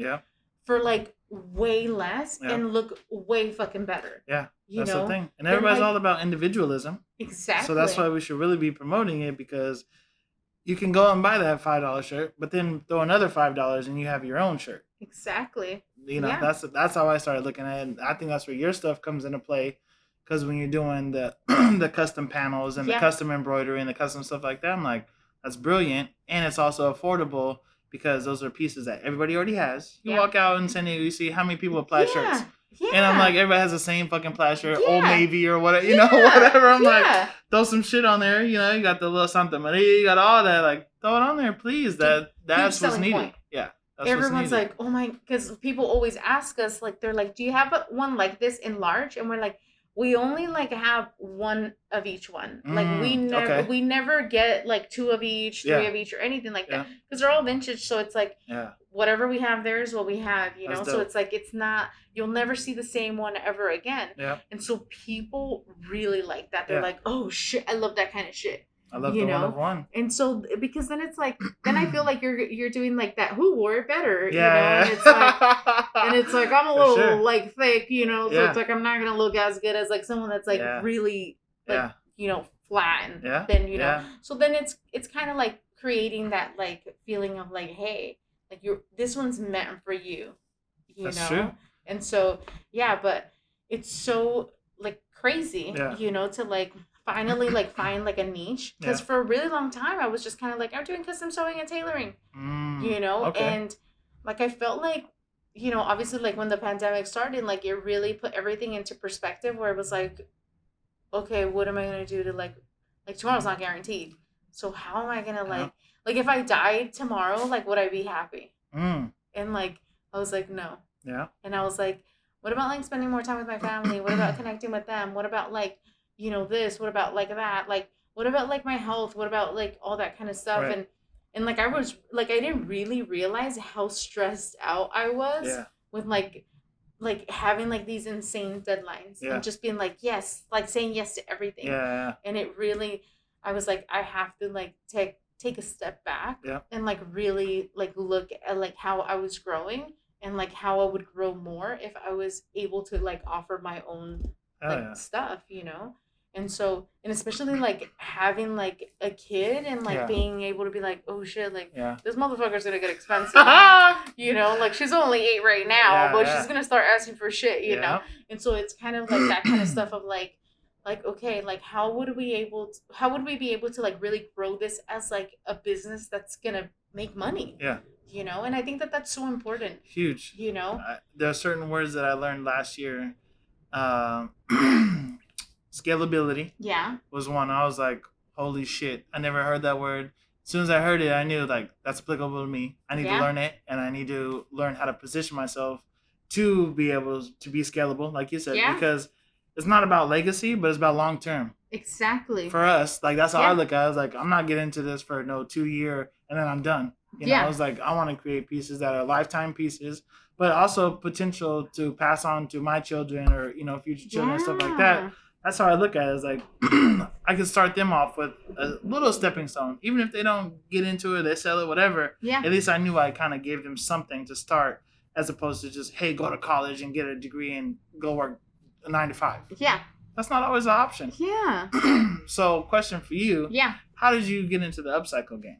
So, ever since my mom had 6 kids. And so we always grew up with like that mentality of like priorities, right? Like my mom's priority was like being able to provide for 6 kids, you know? So it wasn't like she had like a shit ton of money. She was like, I remember I saw her check once and it was like $12 an hour. And I was like, $12 an hour and you're paying a mortgage and you're providing for 6 kids? What the fuck is your excuse? Exactly. So I was like, and her mortgage was like still, it's still the same. It's like 1,800 or whatever. And I was like, what the fuck? Like, you know, and I remember like growing up and just kind of like my parents weren't like, oh, you want those $80 pants from Hot Topic? Sure. You know, so it was like really like my dad would take us to the swap meet and make us work because my dad would make all this stuff and we would sell it for him, you know? So he really like applied that kind of like pop-up mentality like right away of like, all right, we're going to make shit. We're going to go and sell it, you know? And so I remember one day I woke up and I was like, I don't want to go today. He's like, oh, no one asked you. You get up and you got to do it, you know? And I was like, this motherfucker fucking using fucking us kids. I was like, I should have had more kids. But it was one of those things where I was like, now I'm like so grateful for that experience, you know? But my parents were both like, we're not going to fucking buy you guys expensive ass shit because we can make it. And so I thought that was the most embarrassing thing. At the time, I was like, did you know? I was like, how embarrassing. How poor are we that you have to make our clothes, you know, is what I thought. And so my mom would, you know, we had like a Salvation Army like right across the way. And she's like, let's go to the Salvation Army. And so we would go and she would be like, I'll buy you 2 things. And so pants were like $5, $2, you know. And then I would get like a shirt. And I was really into like the punk rock scene and like I fucking had Liberty spikes and like fucking pierced my whole entire face. And, you know, I was like fucking crazy. So, like I would just buy shit and cut it up. And then like, I remember I would cut up pants, like golfing pants. And they were like cool and plaid. And I would make them into skirts. And I would be like, look, I have a cool skirt. And everyone in school was like, where did you get that? And I was like, I made it. And they were like, that's fucking cool. And everyone had like the typical hot pocket, hot pocket. Hot Topic. They had like the Hot Topic, like you could totally tell you're like, okay, you got that at like Hot Topic or whatever.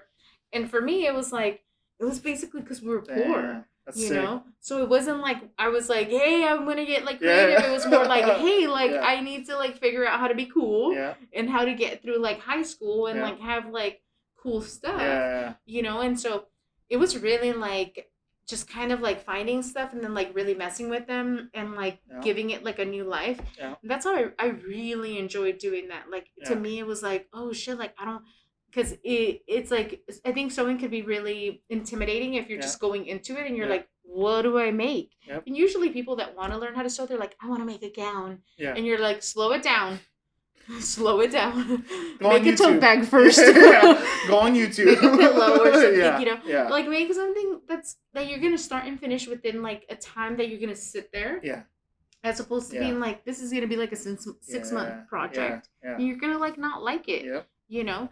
And so I just really got addicted with it. And I was like, dude, like I can make really cool shit. And like, you know, I've always been like, oh my God, we're going to go to punk rock shows. And, you know, I got to look cute. And, you know, and so I just got really into it like that, you know. Sick. And so now I'm like, you know, at that time it was like, there was no like eco-friendly shit. You know, you were just poor and recycled shit, you know. And so now it's like a trend where you're like, I am environmentally friendly, you know, and it was like, it came out of like a necessity of like being able to be like, hey, like I got these pants for like $2 and then I fucked with them a little bit and now it's like, look, I have this cool outfit, you know? And so, but I've always been like really into that kind of stuff, you know, because then like you could really like just mess with it. Yeah. Well, you got a whole different eye. Yeah. From way early on. Yeah. Without even realizing it. Yeah. And then you started using that to your advantage. Like, oh yeah, I've been doing this shit for years. Dude, my dad, it was so embarrassing. Like, he would be like, let's go to Macy's. And we're like, all right, after church on Sunday, let's go to Macy's. Yeah. And I'm like, we're going to the mall. Like, we all knew we ain't buying fucking shit, you know? It's like, and so he's like, let's go to Macy's. We're like in there. He's like fucking dissecting the fucking clothes and being like, how did they make this? And I'm like, this motherfucker, we're at Macy's and is like totally looking at the seams and like, but it was like, now I'm like, you're a fucking smart motherfucker. Genius.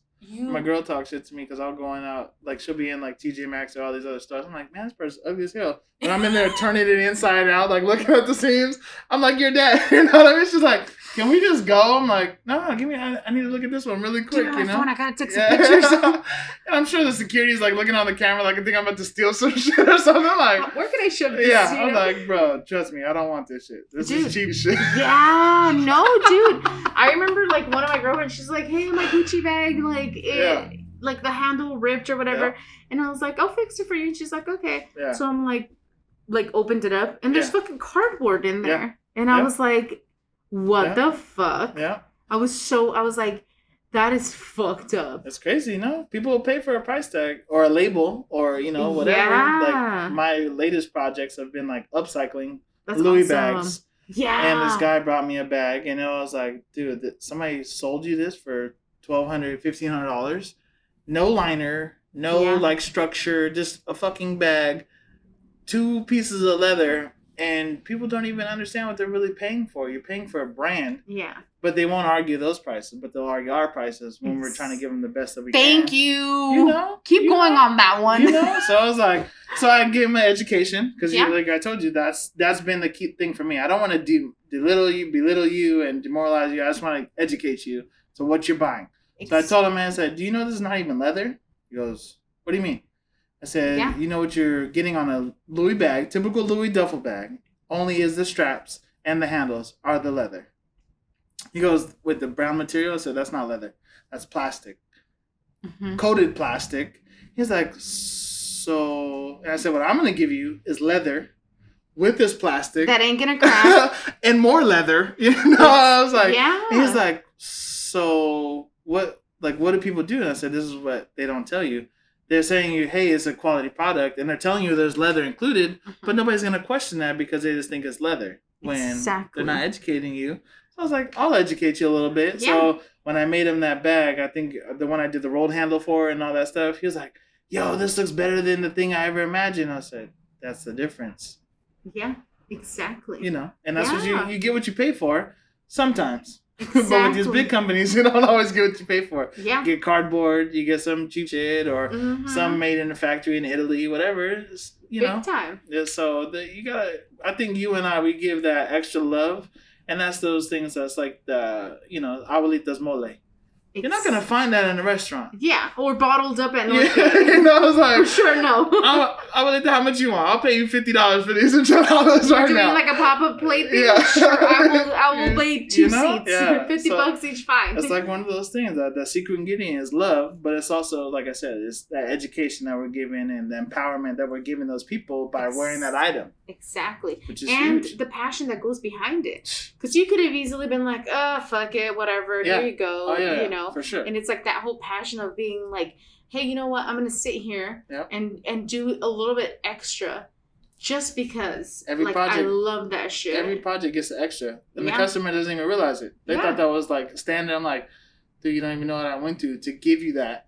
You know? But some people do. When they see the quality at the end, they're like, oh, shit, this is not... I get it. I get it. I get it why people come to you. I get it why you do take this long. And I was like, this is a one of one. That's what I thrive for. That's what I love is the one of one. I'm not creating everything for every person to have out there. I'm not Macy's. Yeah. I'm not Supreme. And that's like the whole thing where it's like, dude, that makes it so awesome. Yeah. Because then it's like, it creates that demand. Yeah. You know? Well, we hope, right? Yeah. No, for sure. For sure. It's like, it was so funny. Like Saturdays are usually like our busiest day. And I was like talking to one of my girlfriends that comes and like helps. And I was like, oh, like we're putting out stuff and everything. And this girl walks in and she's like, oh my God, I love this flannel. I love it. And we're like, oh my God, it looks so great on you. Yeah. And she's like, oh my God. She's like, it's my birthday. I'm gonna walk around and think about it. And we're like, cool. Like, walk around, think about it. Yeah. When you come back, it's not gonna be here. Yeah. Trust me. And so I told my friend, and she's like, she giggled or whatever, leaves for 5 minutes. Another girl walks in, grabs it, has it in her hand. The girl comes back and she's like, oh, fuck.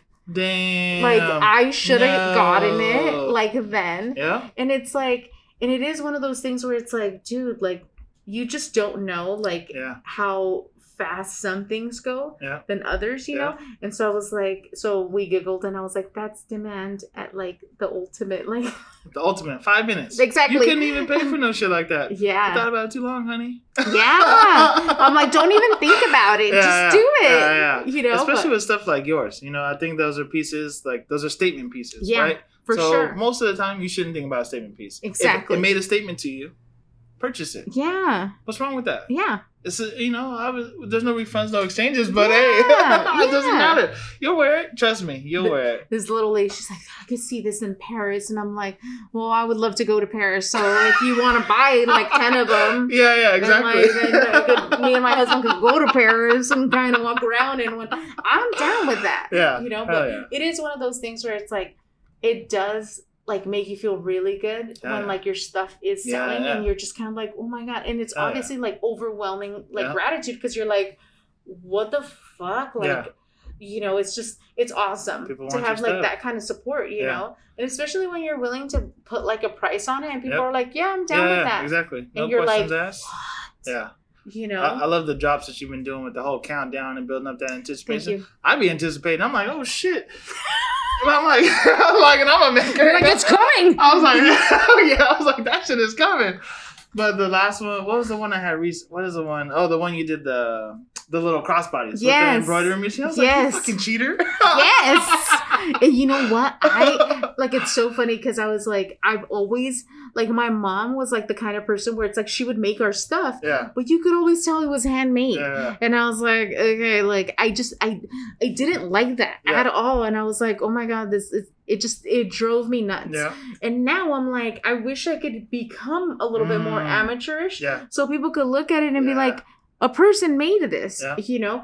And I think I strive too much to like become like really like professional, super professional. Right. That like I was like, I really wanted it to be like super consistent with like all the like squares and stuff like that. Course, and I was like, I really wanted to be super consistent. And then I was like, I'll just do like something interesting on the inside. And I think you'll be able to like tell that it was like actually made by someone on the inside.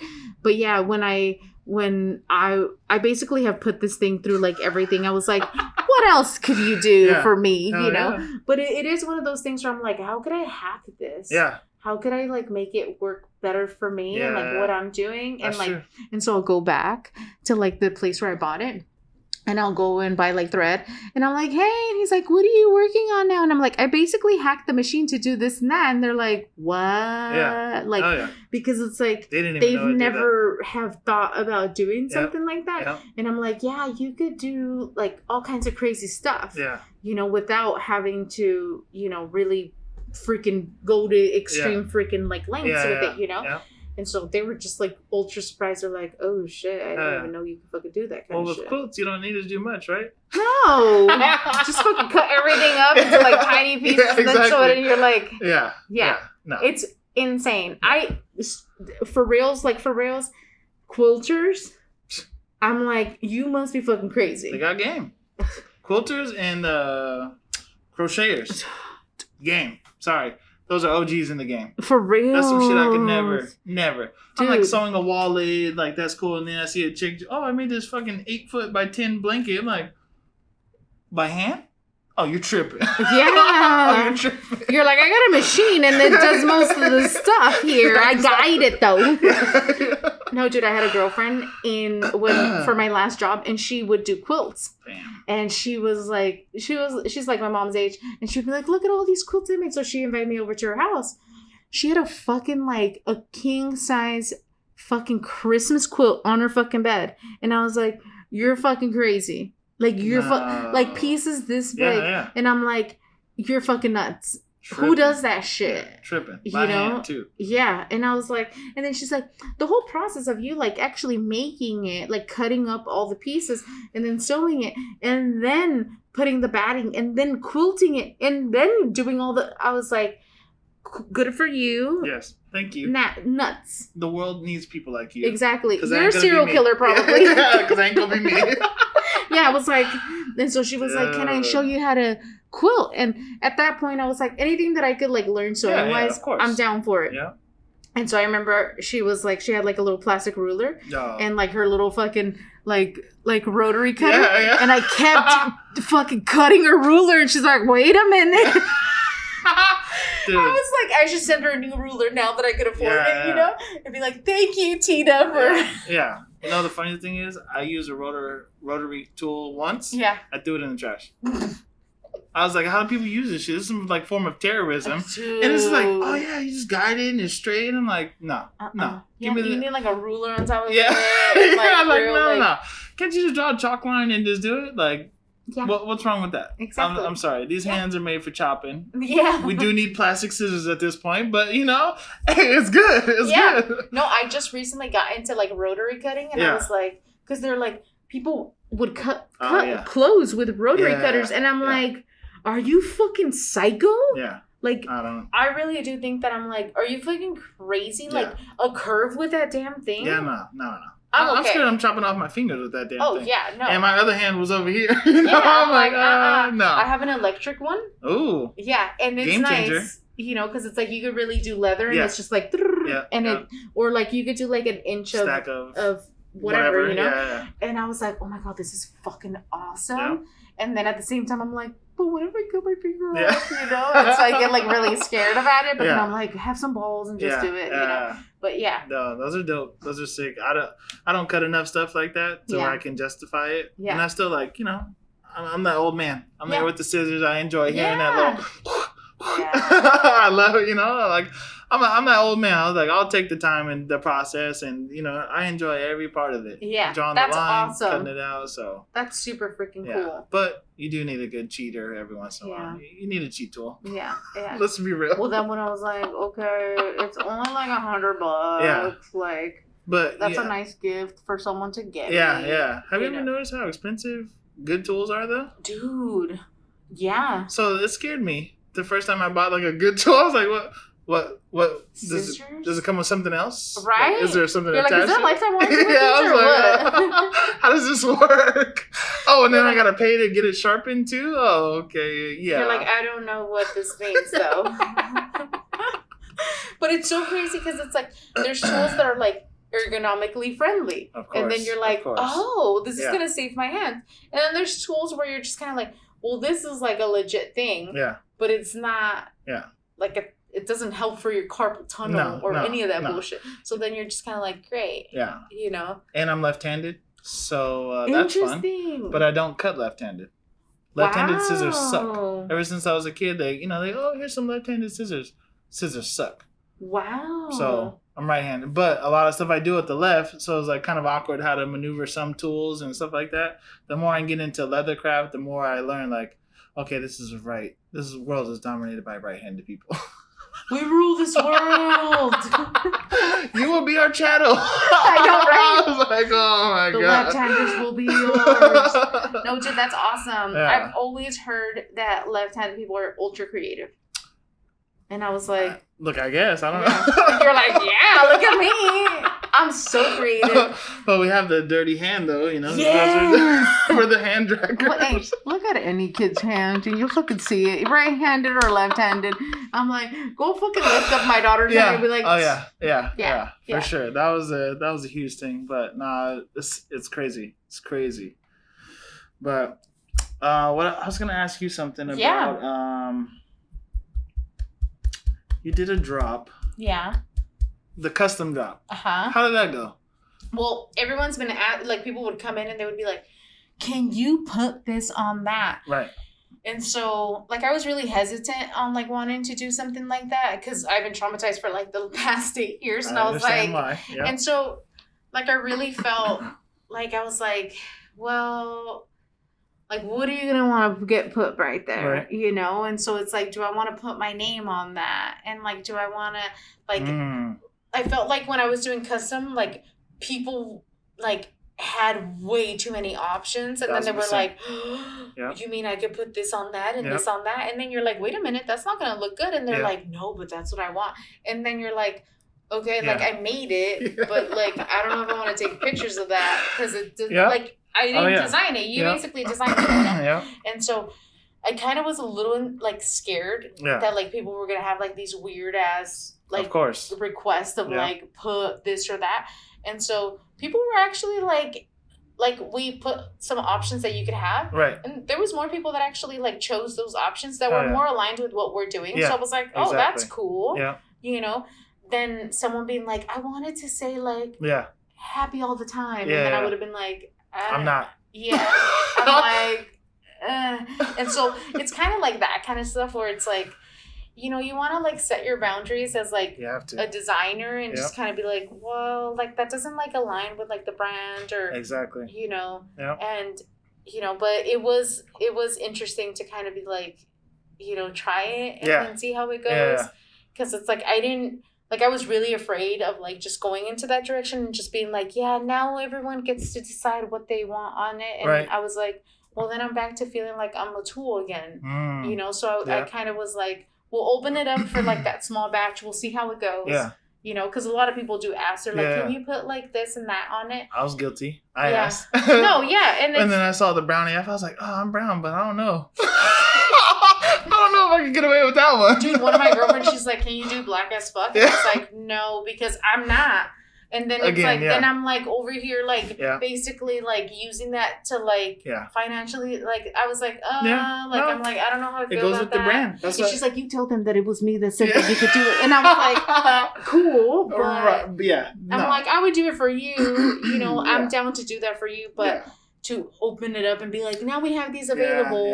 To me, like, I was just kind of like, I don't, like, I'm very culturally sensitive to stuff like that. And so I was like, I don't, you know, I think your brand speaks for itself too. Yeah. And if you get along with that brand or you don't, like, that's one of those things. That's why I told you. I hit you up. I was like, oh, okay. And you said I had this one. I was like, I could fit that, but does it fit me? Yeah. Am I gonna do that brand justice by rocking that too? Yeah. That's how I looked at it. I was like, we'll come up with something else. Yeah. No, but I love, like, the reason why I really love your stuff is that there's no sizing. Yeah.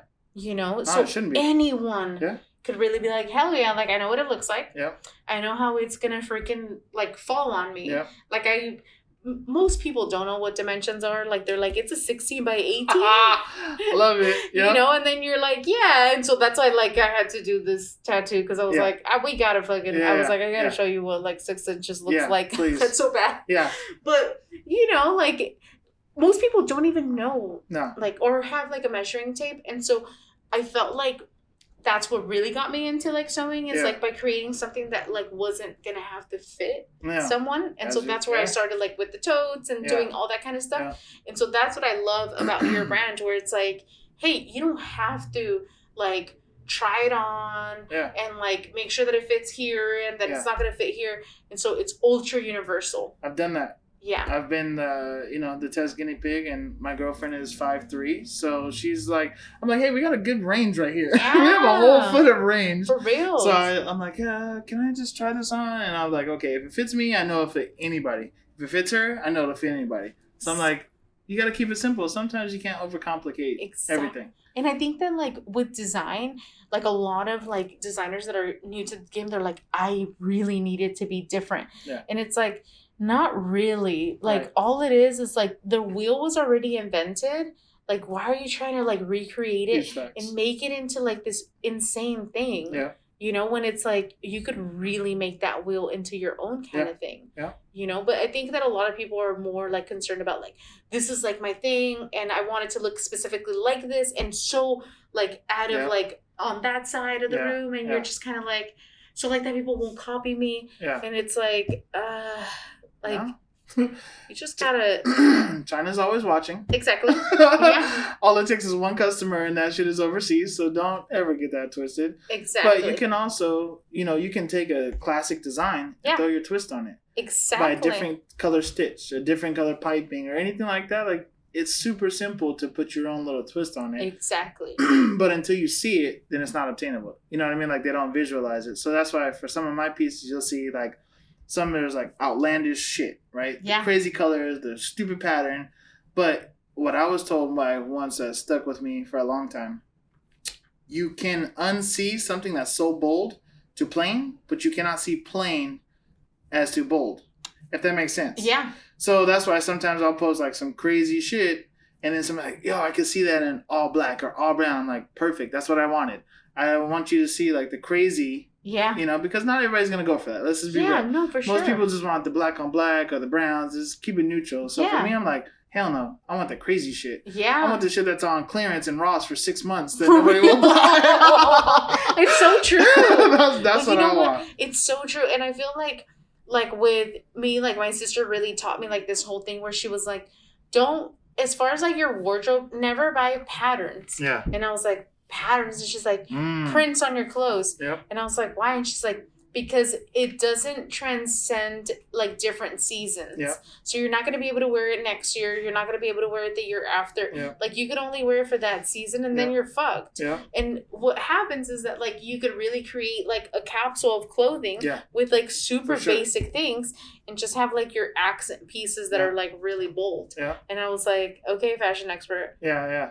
Well, that's where your two-tone little sweaters, I was like, yo, this is sick. I'm a little large, you know, so some colors don't, you know what I'm saying? We got to keep it black. We got to keep it black. Some things just don't transfer to a large body with colors. Stripes, patterns, you know, like, you got to look in the mirror and be real with yourself. You know what I'm saying? It's good to be thick, but you got to dress thick, too. You can't dress skinny while being thick. Right? You're like, wait a minute. I thought it was, Oh, no, dude. Those thighs, you know, it's been that COVID-20. Dude, for reals. I'm like, because I was, during the whole pandemic, I was like, I'm still wearing my jeans, the ones that don't stretch. So like that, if I'm getting a little heavier, I could feel it in these jeans. And I remember I stopped wearing those jeans and I'm like, baby Jesus, please let them fucking jeans fit. Because I was really scared. I was like, dude, I've been pigging out. Oh, yeah. I remember there was a night where I was like, babe, I have a sweet tooth. Ooh. Bring home like fucking cake or something. Yeah, and he brought home like 10 freaking like 6 pieces of different kind of pies.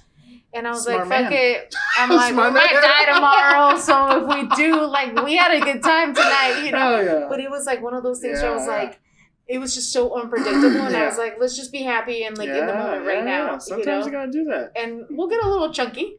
You gotta reward yourself. Listen, chunky is funky sometimes too. Yeah. As long as you look good and you feel good, sorry, ain't nobody gonna tell you shit about yourself. That's true. That's facts. That's true.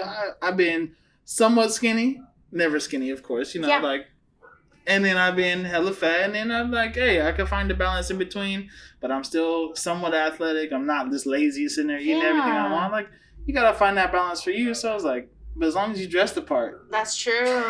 That's true. Please dress the part. No, dude, and that's how I like really got into tailoring. When I was tailoring, I was like, my mother-in-law was gonna come and visit, and I was like, I don't want her to point out how thick I got, you know. And so I was like, how could I like really play with like people's eyes in order for them to think that I have an hourglass shape, you know? And so I started like looking into clothes and being like, oh, you mean I have to take it in a little bit here, and loosen it there, and do this, and it was instantly creating like this illusion, you know. And I was like, oh fuck yeah, I'm doing this, you know, and and you totally saw it, like I was. People would be like, oh my God, that's such a nice dress. Yeah. The dress wasn't anything special. It was just tailored to make me look like I had a fucking really good shape. You know? But it was like one of those things where it was like, that's why I feel like it's so important. But people just don't.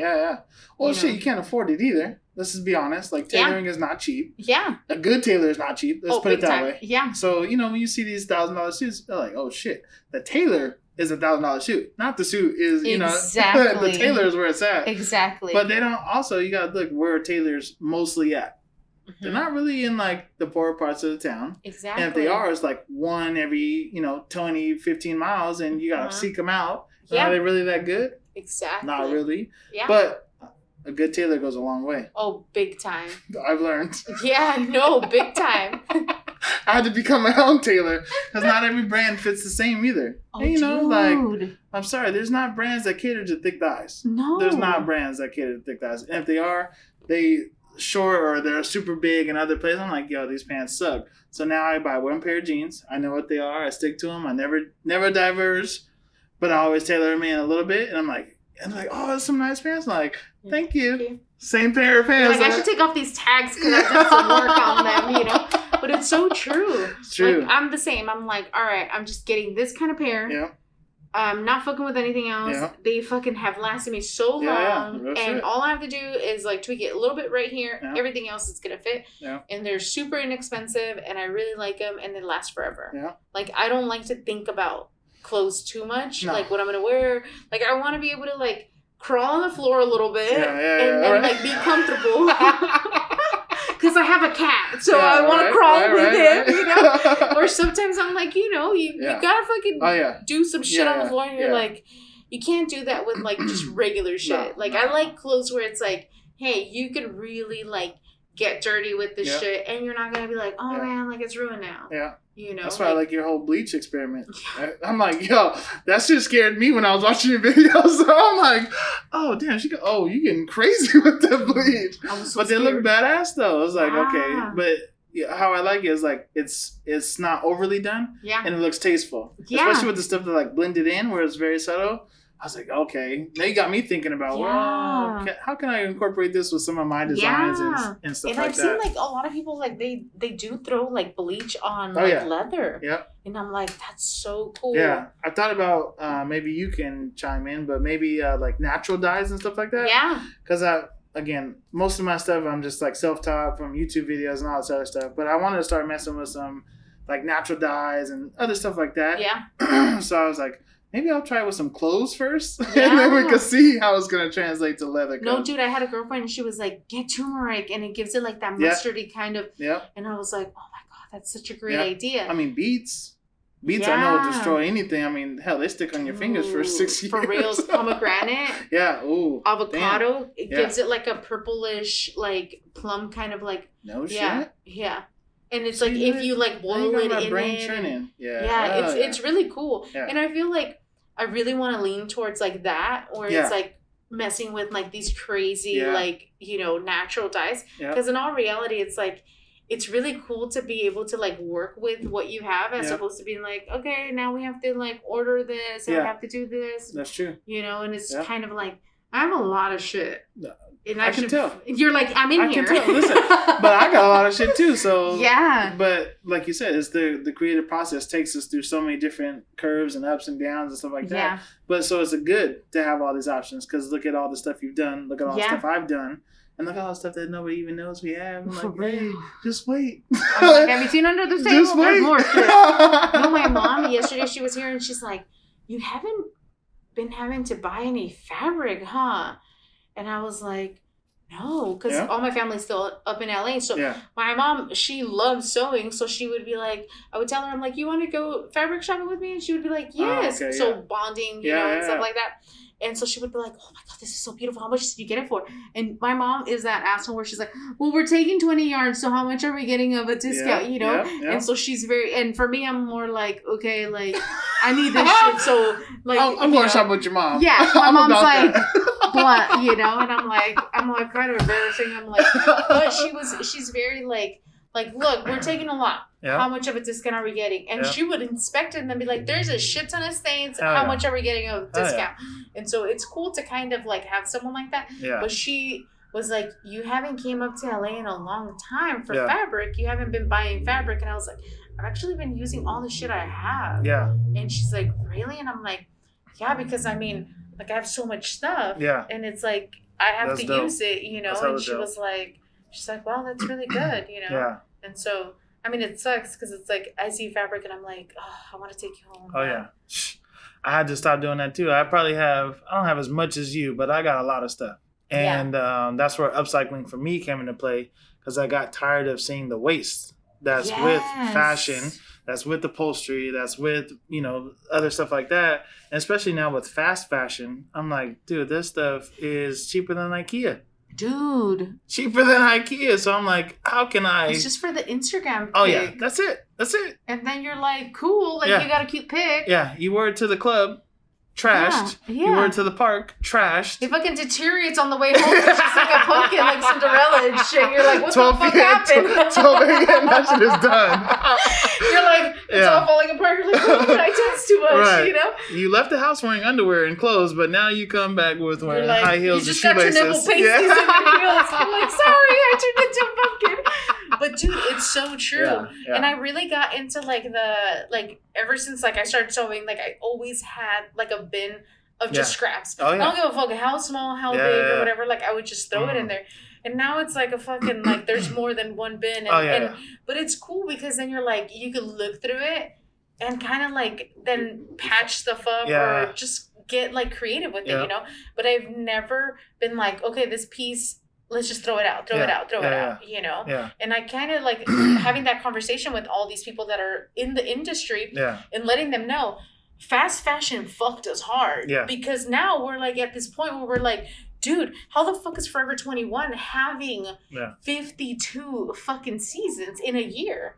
That's insane. Yeah. You know, and then it's like, and it's really like, it's not allowing for like the creatives that are actually making stuff have like a true freaking, like for us to really compete when you have that kind of stuff, you know. Yeah. No, but then they're freaking like their marketing is for like people that are like teenagers or they're, you know, and it's not like someone that's like, hey, I'm really conscious of like this or whatever. But also, you know? what works in our favor is look how many of those stores are going bankrupt now because of that.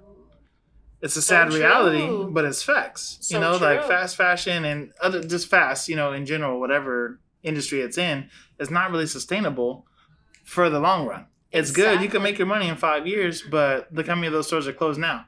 Look at the malls now. Yeah. You know, there's change. And I think as you and I and other brands start to come up and they actually see they can associate a person with that brand, it makes you stand out. Big and time. It gives you a lot of credibility in the long run. Big like, time. We're striving for that now and we want that. Yeah. But there's people out there who are watching who we don't even know. True. And like, hey, in 5 years, like I've had customers like, man, I've been waiting for 2 years to buy a piece from you. I'm like, that's fucking dope. Like, hell yeah, I've only been making stuff for, 4 years, but that's awesome. That's dope as fuck. So it's, we're creating that. And I think for me, upcycling is another way of bringing something else to life because exactly, they always that classic corny shit. One man trash, another man treasure. No, that's facts. True. That's just facts. I've taken projects and customers like, oh yeah, I don't want this anymore. I'm like, okay, so what am I supposed to do with what's on here? Because this is still good. Yeah.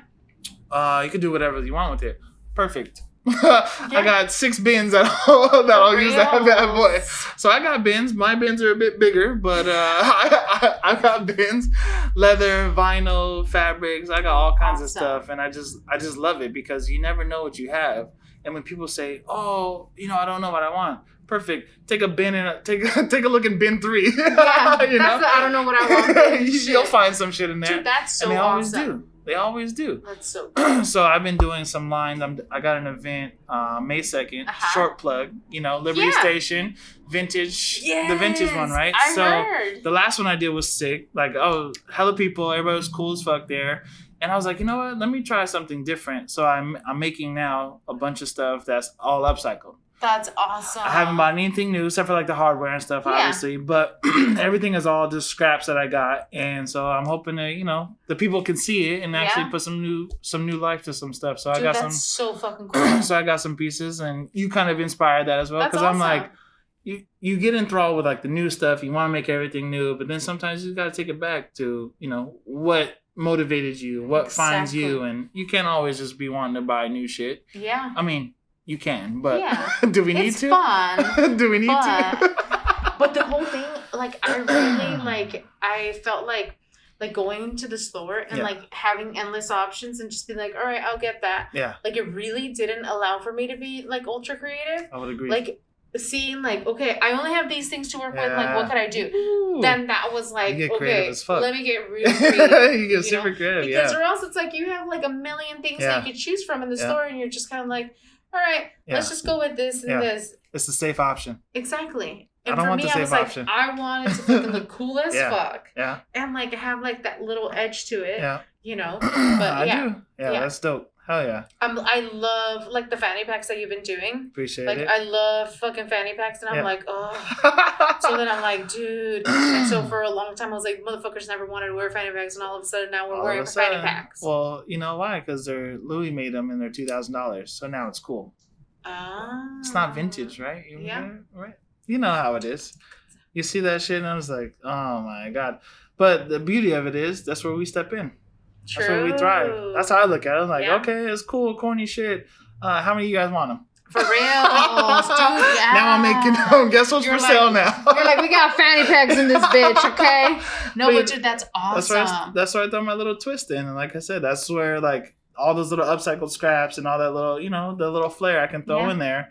But still feel like, okay, I didn't buy a bunch of new shit to make this. Yeah. This is all just like from scraps, you know, like they're beautiful. Yeah. I try. Yeah. I'm still learning. That's super cool. What does your girlfriend think about it? She likes it until I don't make her the good stuff, right? I'm lying. She loves it. Like, she's about that life. She's my test subject. You know, like any design I got new, I was like, hey, what do you think about it? She goes, oh yeah, it's cool. I'm like, okay, so when are you gonna start wearing it? Yeah. You know, like, dude, you're my first public advertising. So the first purse I made, it was for her. Yeah. Still got it. She loves it. Every time she wears it, she get like a compliment and stuff. And she just recently, I made a crossbody bag. Yeah.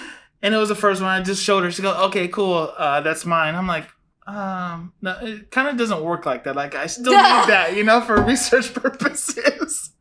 So now whenever I call her or tell her, I'm like, listen, the first thing I say, you don't want this. Okay? You don't want it. You don't need it. It's like, oh my God. I'm like, no. Remember I just said you don't want that, right? Yeah. Like, let's not get things confused here. But no, she's hella cool about it. She actually is super supportive. Ever since like I met her, she already knows like this is his thing. That's what he's doing. Yeah. And that's awesome. All you could ask for is somebody who supports you, in your drive, your passion, and whether they understand it or not. At the end of the day, all we want is support. That's true. As much as or macho and I got this, and at the end of the day, shit, we all need somebody to hug. We all need somebody to hold us, and there's ups and downs, but yeah, that's all I could ask for, honestly. That's the awesome. Biggest supporter. Yeah, I feel like having like a really supportive partner is like the most important thing. Need that. Because I remember like when I was like still dating, people would ask me, what do you do for fun? And I was like, should I tell them that I sew? Is there going to be like a little, like, are they going to think that that's not cool? And I would be like, I sew. And they're like, my grandma sews. And I'm like, great. I'm like, do you want to book your grandma or what? Like, because like, that's kind of like we're not like at that same level. Yeah, exactly. But it was one of those things where I was like, I sew. And then like, I remember just people really being intimidated by the whole fact of like, I have to put myself out there. I have to go to like these shows and like try to sell my stuff. And like, and people were really intimidated by the whole thing of like, well, what if you find someone better than me? Yeah. And it's like, what? I'm trying to make money. I'm not trying to I'm trying to make some money. This ain't Tinder. Shit, It's like, I'm not doing that, But it is one of those things where it's like, that's ultra awesome to like have people that are going to be like super supportive and, friends and family, girlfriend, like whatever. You need that support because, like I said, there's days where you don't want to do shit. You think you do, but then you go and like you're half-assing, you're half-stepping and stuff like that. So that's where you need that support. You need those people to step in on, So that's where other creatives as well. Like so I have one of my buddies. He has a barbershop, Elevate Barber Studio. Yeah. Small plug, by the way, down in Chula Vista. Yeah. Great dude. My buddy Brian, like a brother from another mother. And we just inspire each other, right? That's like awesome. He's growing, I'm growing. He's got a thing, I got a thing. But at the end of the day, we know we're family over everything. For sure. All the other shit is just extra. The family is the most important. If I'm having a rough day, if he's having a rough day, we got an idea to shoot back and forth to each other. So he redesigned and whatever the fuck, his barbershop. I got 4 pieces in there. Yes. And I was like, hell yeah. Like, it's good to know that your friend, obviously, is your friend first and foremost, but he supports that. He sees your dream, sees your vision, and he wants you to build you up. Yeah. And he's posting my shit. I'm like, dude, you posted more than me. So I'm like, hell yeah. Are you looking for a job? So I was like, hell yeah.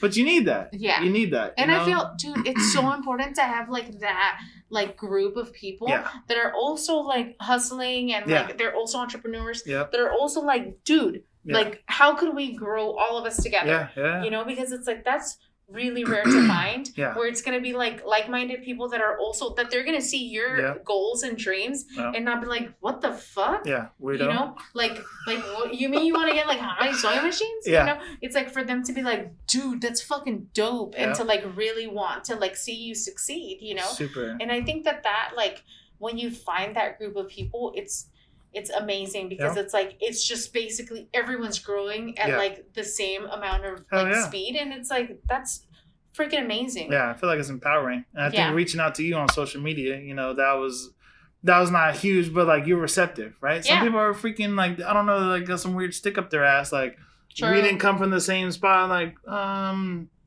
just a creative, just trying to reach out to local creatives. Yeah.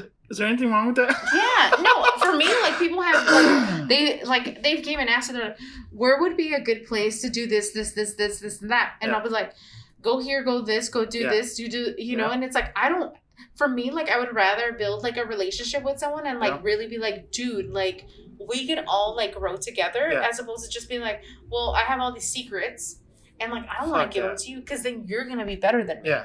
And it's, like, having that kind of mentality is, like, just toxic. It's terrible. You know? And it's, like, seeing, like, your evolution through, like, how, like, you were doing this and then you started, like, getting better and better and better. And I was like, whoa. Yeah. Like, that fuels me to be like, dude, you need to know where you can find this. Like, try this person. Go here. Do that. Like, all that kind of stuff. Because it's, like, for me, I'm like, if you're going to fucking do better, good for you. I'm only in competition with myself. Exactly. You know, like I'm only my own fucking worst enemy because I don't wake up early enough, you know. But it's like, in all reality, it's like if people really want the secrets, they're all over YouTube too. Exactly. You know, and it's There's like a lot of shit. And I like to feel like I want to be really approachable where if people have questions about stuff, like I don't mind telling them like, hey, I get this fabric here. I fucking do this here. And, you know, because it's like in all reality, it's like you could just Google it. Yeah. Yeah. You know? But at the same time, like, I feel like honored when people ask you something like that. Because that means you're like, they look up to you or they admire what you're doing and they're just trying to get to that point too. So we all got to start somewhere. That's what I said. Like, I tell everybody, I'm an open book. You need to know something. You want to come to the shop. You want to try something out. Let's do it. I'm all for it because I didn't have that. True. So the least I could do is kind of show that to at least one person in this world. Yeah. That's it. Big time. The world's too big for me to be worried about you spending $1, you outgrowing me, that shit. Yeah. No. People are going to mess with me because they mess with me. People are going to mess with you because they mess with you and your brand. Exactly. That's it. At the end of the day. Yeah. You can be a dick and you can make the dopest stuff. You're a dick, so nobody's going to buy from you. Thank you. Thank you. No, I think that's like ultra important. Like, I feel like, you know, I think when I did my final move and like I really kind of like was when I was working as a receptionist, I always went above and beyond in all my jobs. I was like, how could I make fucking John feel comfortable and coming into this clinic and getting fucking physical therapy? Yeah. Like what could we do, you know? And I've always have gone above and beyond. Yeah. And I felt like a lot of like people that I worked with were like, what a fucking kiss ass. And in all reality, I was like, I'm just really nice. Yeah, like, I just like making people feel like welcomed. And like, that's my personality. Yeah. And so when I moved to San Diego, I was like, I get to be who I really want to be. Huge. And that was like, I was like, I really want to be like this kind of person. And I really want to like, you know, be like me, you know, and which was someone that was like helpful and like ultra nice and like friendly and that kind of stuff. And so I felt like that, like, and being approachable and, like, not being, like, someone coming in and being, like, you know, and just kind of, like, I'm not better than anyone, you know, and like, just having that kind of mentality of, like, I'm not better than anyone, and, like, I'm just, like, a regular person that, like, I'm just trying to make a living off of, like, my art and craft. That's all I want to do, and, like, you know, like, I like to laugh. Right. No. Smoke a little weed here and there. And, you know, just stuff like that, but it's, like, for me, it wasn't like I just didn't, I don't want to like, you know, like I felt like if there would have been an ego, it would have been in the beginning. Yeah. And I felt like the beginning was so humbling for me because I basically drained like our whole family out of like our savings because I didn't have a plan. And I was just kind of like, I have a cushion here. Yeah. And like, this is going to be great. Yeah. And then like, just being like, I didn't make any money today, but I fucking like made some shit. And it's like, what the fuck, you know? And so it was such a humbling experience to be like, you gotta fucking get your shit in order, and you gotta fucking make this happen, you know? Yeah. And so now going through that and just being like, I had to fucking do a lot of fucking crazy shit in order to make sure that my business survived. Like, there's no ego. Yeah. There can't be a fucking ego. Sorry. It's just me being like, hey, you know what? Like, I know how hard it was to fucking make it work. Yeah. And I know how fucking easy I could fucking lose that. Yeah. So it's kind of like having like that kind of mentality of like, all right, appreciate this shit. Yeah. Because not everyone has it. Well, I feel like that's where, like, I've followed you before, but when you did that whole mask thing giveaway, I thought that was huge because to me, doesn't matter if you're rich, doesn't matter if you're poor, giving back is always like the best feeling. Yeah. No holds bar, like you're seeing that person at their rawest element. You're vulnerable, like you're tired, you're hungry, all of that emotions, but you're still giving something at the end of the day. And I think to me that's huge, that's honorable. Yeah. Like I'm glad you got the publicity you did, and I hope you continue to thrive and, you know, people see that we're not just, hey, you're out here just selling expensive shit. Yeah. Like, no, sorry. No. And you know what, like for me, like, so both my parents, I grew up Catholic, and then my parents did this whole weird transition into becoming Christian or whatever. Yeah. And so my mom always like said, if you can help, you should help. Yeah. You know? And I didn't even like really think about it twice. We were just kind of like, well, we have a shit ton of fabric because we hoard all that shit. Yeah. And I had a shit ton of elastic. Damn. And it was just kind of one of those things where it's like, I knew, like, I had friends that like lost their jobs, and how were you going to be able to be like, hey, you know, that essential shit you need to like leave the house, I'm going to charge you $5 for it, or I'm going to charge you. So for me, it was like, I could have been in that situation, and my community was in that situation. And it just seemed like the thing where it was like, at the time, like I had like this kind of like religious experience where I was like, God gave me this gift. Oh shit. And I'm just gonna I'm gonna do it. Yeah. And it was like mentally draining a few times because I was like, dude, like, of course, like there's a lot like writing on this. Yeah. But then also at the same time, it was like, I know that it was so therapeutic because it's like I could not sit in my house and just be like, oh fuck, like what's gonna happen, and like listening to the news and all that kind of stuff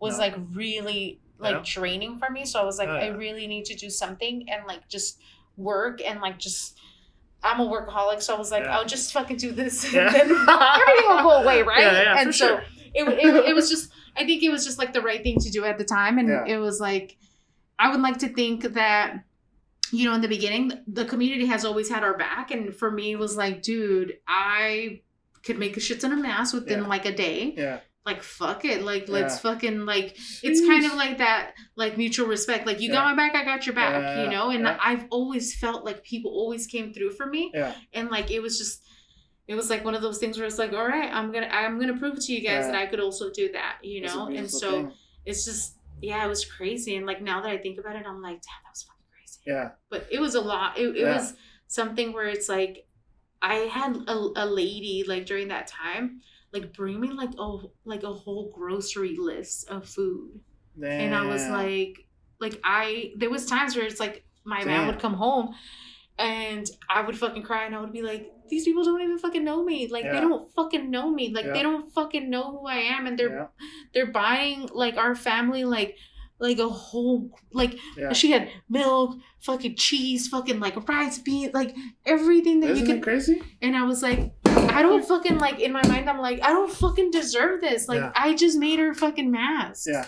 That's it. Yeah. I don't deserve any of this shit. And it was just insane. Yeah. Insane. And so I feel like in times like that, like, community really comes out. Huge. And I was just kind of like, a lot of times overwhelmed with, like, just being like, I don't fucking deserve this shit. Like, it just felt like really, like, a lot. Yeah. You know, but it was one of those, like, awesome experiences where I'm like, dude, that was so fucking cool. Yeah. And I always tell my man, I'm like, I should write a book. Or, like, you should write a book. Hey, you could be my ghostwriter. You gotta take those wins, right? That's a win. You gotta celebrate your wins, because that wasn't just for you. That was for the community. Yeah. And that's the most important thing, like you said, because without the community, there's no you.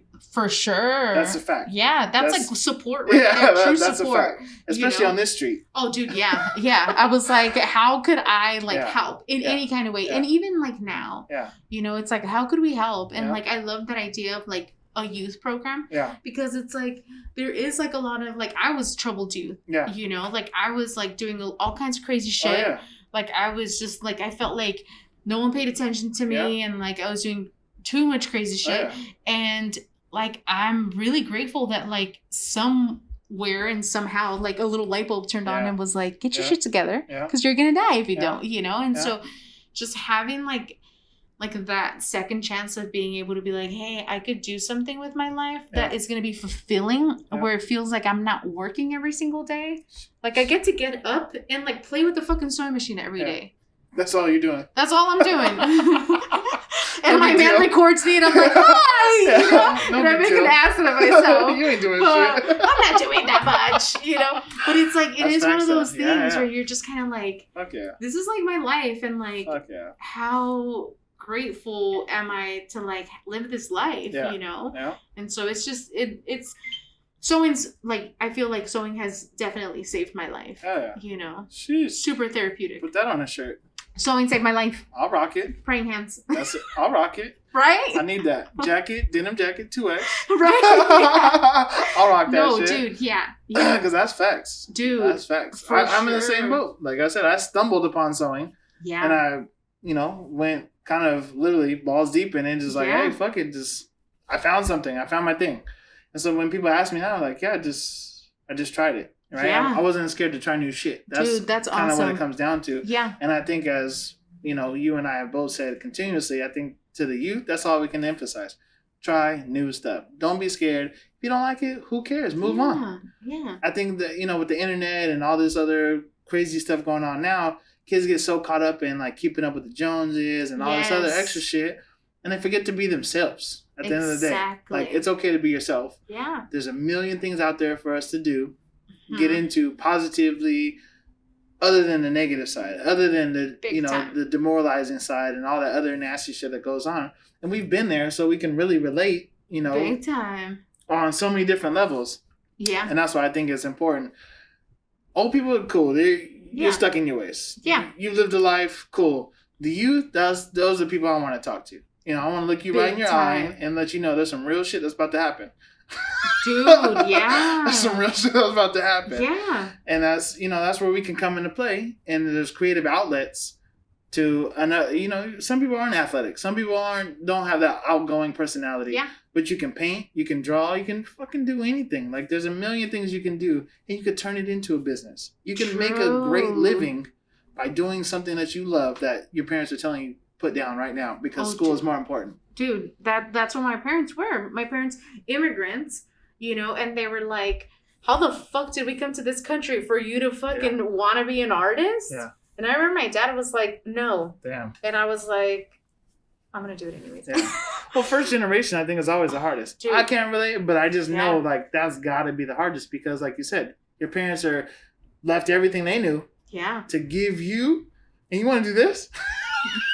It's like, I'm going to get a degree in, like, arts, and they're like, no. Yeah. You know, but it's so true. It was, like, one of those things where, you know, I know a lot of people that when I had just opened up my shop in Bankers Hill, they were like, yeah, I wanted to be like an artist, and they're like looking around. Yeah. But like, I wanted to make money, so I have this job now. Yeah. And it's like, I know a lot of artists and makers that make really good money. Yeah. They're very well known. Yeah. That like, and all they do is they're just fucking consistent. Yeah. You know, they wake up every day and they're like, all right, what could we do today in order to captivate people? You got to put in that work. You know, and I think that's really important. Huge. You know? There's one thing, like you said, we were talking about earlier, is you got to be able to, you got to shop so you can drive to the shop. You can disassociate with yourself, rolling out of bed and walking downstairs. That's a whole different feeling than rolling out of bed, taking a shower, got to go to the shop. Like, that's a whole different feeling. And like I told you, I can relate.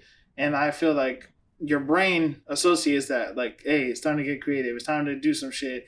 You can sit here all day, even if you're just sitting bullshit and you work for an hour. Yeah. I still guarantee it's going to be more productive than if it was in your garage in front of your house. Downstairs from your house. Yeah. Exactly. Yeah. And having, like, those boundaries of, like, this is my business. Yeah.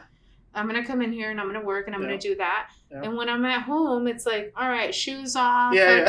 Like, let's munch out. Yeah. Let's, you know, then cool. Yeah. You know, but it is setting like those boundaries because it's like I felt like even like just recently, like I started slipping up, and I'm like, oh no, you gotta from this time to this time you're working, and then after you can do whatever the fuck you want. But if you're in this hour, like you have to like work because it's like, or else it's like it's easier for us to be like, I'm just gonna chill and like not get anything done, and then everything like backs up, and then you're like, oh fuck, you know. But I would agree. I would agree. Damn.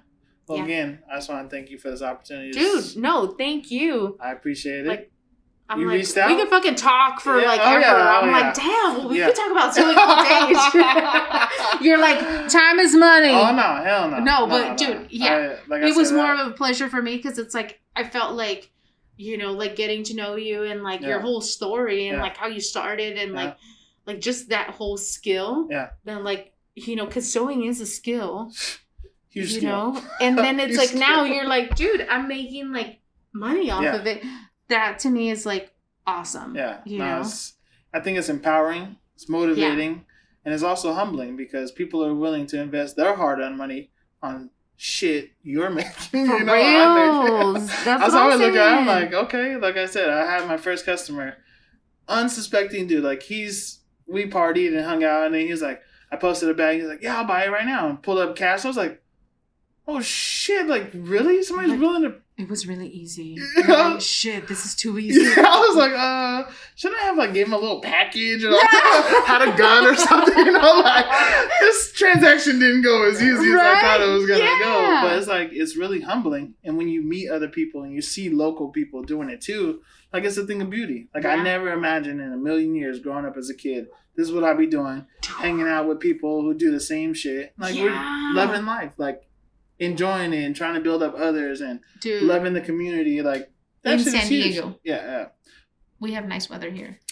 This is what we pay for. Or you guys have nice weather. This is what you pay for too. I'm like, that's true. Because LA, and it ain't cheap. Nah, LA weather is a whole different beast. Dude. That's like I said, it's only a 3-hour drive. But it's fucking hotter over there. Oh you know? My god, we went to LA for one day during the summer, and it was like 3 p.m. I'm like, okay, I put on deodorant this morning. What the fuck is really going on right now? Dude, we went. So my mom lives in the San Fernando Valley, right? So it's the valley. So it's way fucking hotter there. Yeah. And I remember my mom has no AC in her house or any of that shit. Oof. And I remember my man was like, let's go to the movies just to sit in AC. And I was like, fine. Yeah. But it was hot as fuck. Yeah, no. And I'm like, I cannot. I'm not looking. See, look, I tell people, I'm born and raised in San Diego. If I can't wear shorts and a hoodie, I'm pissed off. Exactly. Pissed. Yeah. Pissed. That's it. Yeah. There's no other way to describe our weather. Like, I should have on shorts, and when it gets cold, I have on a hoodie. That is it. Other than that, I'm fucking angry at the world because, like, that's it. It's like, people are like, you're so spoiled. Yeah? So? For real. I chose this life. You know? I'm like, shit.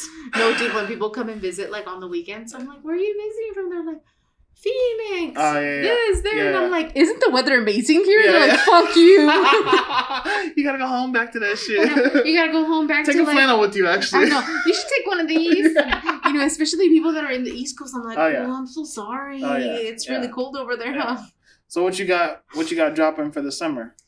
I think I'm gonna do, I have like this really cool like shirt that's like corset in the back that I really want to do. Sheesh. But then I'm like, I'm gonna have to wear that, so so like I'm working on my back because I don't want it to look like a chorizo, you know, like all like rolls coming out of the ties, and so so I'm like thinking about I'm like I've been eating way too much of that shit, and so you know I like to think that my back looks really sexy, and then you look and you're like, never mind. Listen, so I'll tell you a little secret. I got a back tattoo of a chick's face, right? Laugh now, cry later. Yeah. And you know, my tattoo lady's like, I have to shave your back. I was like, I've never done that. Yeah. So I always say I got a bitch looking at me with a mustache on her right back. So if you want a cute picture, I'll wear a corset. There you go. It's just got like a little, you know. But dude, and the funny thing is that like I have the most shittiest fucking tattoos. on my back because I was like fucking 16 and I was like, yeah, I'm a fucking hard ass. Yeah. I'm a hard ass. I'll get tattooed right now in a garage somewhere. I'm gonna like that picture. I'm like, yo, those back tattoos are popping. They're all faded. I got and I'm you. like, dude, what the fuck is wrong with you? I got you. I'm investing in new tattoos when you can't fix the old ones. Yeah, I'm like, wow. Yeah. That's so sick. I'm kind of like, back. yeah. That's but poppin'. I also want to do, I have like shorts that I want to do, and I have like really cool like vintage silks that I've collected, and so I got like a lot of stuff like that. I want to do like t-shirt dresses, like just a lot of stuff like that. That I'm like, you know, and like I'm telling you, my mind never stops, and so then I'm like, okay, what do I want to do? Yeah, and like I always keep in mind where I'm like, you know, like I want to keep it like affordable, and then I'm like, I don't want to put too much into it where people are like, whoa, you know, but at the same time it's like it's really fun to do all kinds of like fun stuff to it, and then just be like, let's see how it comes out, as opposed to having like that limitation of like this could only be like a fucking $50-$60 item. I feel that. And so I've been exploring a little bit more with that, but I'm excited for the summer because I love t-shirt dresses. Yeah. So I'm excited. Yeah. I'm gonna have to bring my girl and see what you got, because you know, I like to support local as much as I can, and you make some dope shit. Thank you. We ain't Spanish, but we rock with the culture. We live in San Diego. We live in South Bay. Then you're basically that. You know? I tell people I don't speak Spanish, but I'll order the fuck out of some tacos. You know, one of the first phrases that I think I perfected, I got down really good. I was like, tres adobadas, carne asada con todo, and the lady was like, she thought I was Puerto Rican or something. I was like, I'm not Puerto Rican, but I love tacos, so I gotta learn this shit. Tacos from San Diego are so fucking different from tacos from LA. Tacos in LA don't even compare. I'm sorry. No, don't apologize to me. Sorry. I know. Those are facts right there. We're going to break the internet and people are going to be pissed, but guess what? I'm sorry. San Diego Mexican food is not LA Mexican food. Big time. Yeah. Major difference. Yeah. Somebody's abuelita didn't go that far north. they got stuck here, you know, this border town. Dude, but yesterday we ordered Salvadorian food, and like my mom, she's made Salvadorian food because she went to church with all these Salvadorian ladies. Yeah. And so my mom was like, I know how to make pupusas. And I'm like, cool. Okay. So we're over here trying to impress. Yeah. And my mom's like, first of all, that's not the kind of cheese you use. And we're like, oh. And so she's like nitpicking like the thing. Yeah. And then my grandma's like looking at their tortillas. My grandma's like 94 years old. And at this point, she's like, I don't give a fuck because I could die any day. Yeah. And she's like, all these tortillas are burnt because my grandma makes tortillas every single day. No. Yeah. She's 94 every day. She's listen, like, if you want to, support small business, I'll support your grandma. Dude, she has people coming to the house and like, she sells like a dozen for like $3.25. I was like, what is wrong with you? But I got $4.25. She get a tip. For real. She has like this whole side hustle. I'm like, damn. I'm like, who are these people showing up to the house? She's like, they're picking up their fucking tortillas, and I was like, I did not know you got that kind of hustle going on. But yeah, she's like when I moved out of my mom's house, as soon as I moved out, I dropped like 10 pounds because I fucking didn't have the tortillas every fucking single day, you know. But those are life changing. Yeah, amazing. Like we would ditch school and like tell my grandma like, oh, school got out early, and she's like, it did. Oh, great. Yeah. All these like little fucking punk rock kids sitting around the table, and my grandma's like, do you guys want bean tacos? And we're like, fuck yeah. And she was like making the stuff, and it was just like, everyone was like, can we go to your house and eat? Yeah. And we're like, sure, you know. And it was like, my mom's gonna know we got out of, like, we ditched, and you guys are over here wanting to go to the house, you know. But yeah. If I would leave like that, I'd be $4.50. Dude. Mexican food is, I'm sorry, that's the jam. Dude. Once I started finding out those little hole in the walls, like in Mexico and stuff like that, I was like, okay. See, wherever there's white people, that's where I'm not. That's what I'm saying. I need to see the little dark little Machu Picchu dude out front. Thank you. And I'm there. I'm like, okay, that's where we going. Well, I was like, those beans, like yesterday there was a lady out. I was like, those beans smell so fucking good. Damn. Those beans smell so good. And like, it's not like the beans that I cooked. So I was like, what is the difference between those damn beans? Yeah. And Mom's like, they're cooking them with lard. And I was like, fuck yeah, I want that. Yeah, I'm down. You know, first time I had those, I was like, with the chorizo in them. Listen, again, see, we're starting a whole nother podcast. This is a whole nother podcast. Like, now I'm fucking hungry. This is a whole nother podcast. Dude, I'm like... Because we're just going to use, like, we'll take Salud, we'll take all these little places over here. We'll do a foreign food tour and shit. Yeah. Oof. I'm down. Dude. I'll commentate. Yeah. I'll probably be asleep, like, halfway through. I know, but fuck it, like, yeah. And then you wake up a little bit, and then, it's like, we could do, like, a food tour where it's, like, food, coffee, break, food again, and then alcohol, then exactly. Yeah. But yeah, food, Mexican food is like, God, like I've had, like obviously growing up with like my mom like cooking insane shit. You're just kind of like, what the fuck, and like just exploring like different flavors, and like my mom just being like, having like she has like recipe books that she wrote out, and it's just so insane, but. She's such a good cook. And I'm going to put those in a safe. Yeah. No, dude. She's like... she's... But I found out the further you go into Mexico, the more ingredients they add. I thought it was like, overwhelming flavor. And I'm like, no. Dude, they said, fuck that. Insane. We got more. We got more. My mom's from Guadalajara. Oh, okay. And we went out there as like a whole family once. Yeah. And we're like, let's go eat. And we were... My parents are from like dirt road town. Okay, like everyone knows each other and stuff. Yeah. We go to this house. Lady is like selling burritos for 50 cents. I'm like, I'm buying fucking dinner, guys. Exactly. I'm buying dinner. And so we're all like eating fucking burritos, drinking all fucking night. Yeah. The fucking tab for 20 people comes out to like $10. Yeah. And you're like, fuck yeah, I could do this all day, you know? Yeah. The most amazing fucking food and cheese. Oh, yeah. Like the lady right there, she like right across makes all the fucking cheese for like the little pueblito, and I was like, down. I'm down. Fuck? I just want to go to Oaxaca because I love Oaxacan cheese. I love mezcal, and I'm just like, yo, just cheese and tequila is all I need to sit on. That's what I'm saying. I'll be lost in some little puebla, dude. I don't need to come back to the U.S. We good, dude. The fucking exchange fucking money is like insane. Just went down to Ensenada. And I told my girl, I was like, oh yeah. My buddy's like, how much money you bring? I was like, I don't know, like $400 or $500. Spent like $200 only. Dude, that's what I'm talking about. And I was like, okay, I already knew Mexico's official. Like, I've been to Mexico City. Yeah. I've been to all that. I'm like, okay, cool. I haven't. No? yeah, for sure. No, I've never been. But anyway. Yeah. But no, I mean, Mexico is fucking amazing. And they have everything you need, honestly. Like, all the climates, all the food, all the booze, all the warm hospitality. Like, Mexican hospitality. I was about to say that. It's unmatched. Dude. I've been to enough countries to know Mexicans, they'll treat you like family. Doesn't matter where you're at. Doesn't matter what you look like. Doesn't matter. When we showed up, we were like, hey, we're like outside and like, we had just gotten to like that little pueblo and we're outside. Everyone that passed by was like, Buenos dias. Yeah. And like, what the fuck? And so then you're like, you caught me off guard. I don't know what to say. And so then you're just kind of like, oh, shit. And so it was like one of those things. Everyone that passed you, buenas tardes, and you're like, oh. And then so by like the second day, you're like, buenas tardes. And then everyone's like, oh. And they're like, and it was like one of those things where it's like everyone was like, said hello, greeted you. But there is that kind of like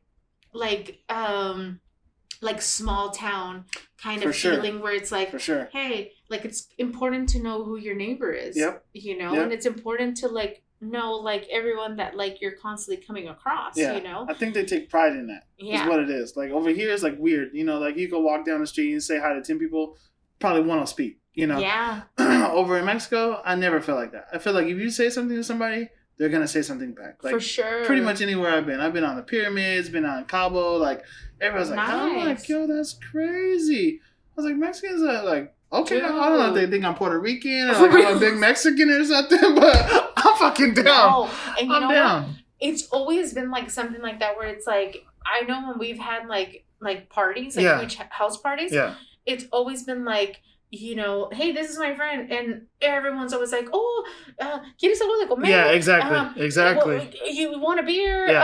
Sit down. What can we get you? Yeah. And it's always been like something like that where it's like, welcome, like, this is like this, all the food's over here, make yourself at home or whatever. Yeah. And it's like, and that's always been like one of those things, and like I love that about our culture. It's like just being like, hey, like we're welcome, like, we family. want to like everyone's fucking family and shit. Because in all reality it's like exactly. Then we're you got so 58 cousins. So you can already say, hey, it's my cousin. It's my primo. Show up to any quinceañera and be like, I know Jose, and they'll be like, okay, we've done it. Come in. We've done it in TJ. Yeah. Oh, I'm sure. That's another.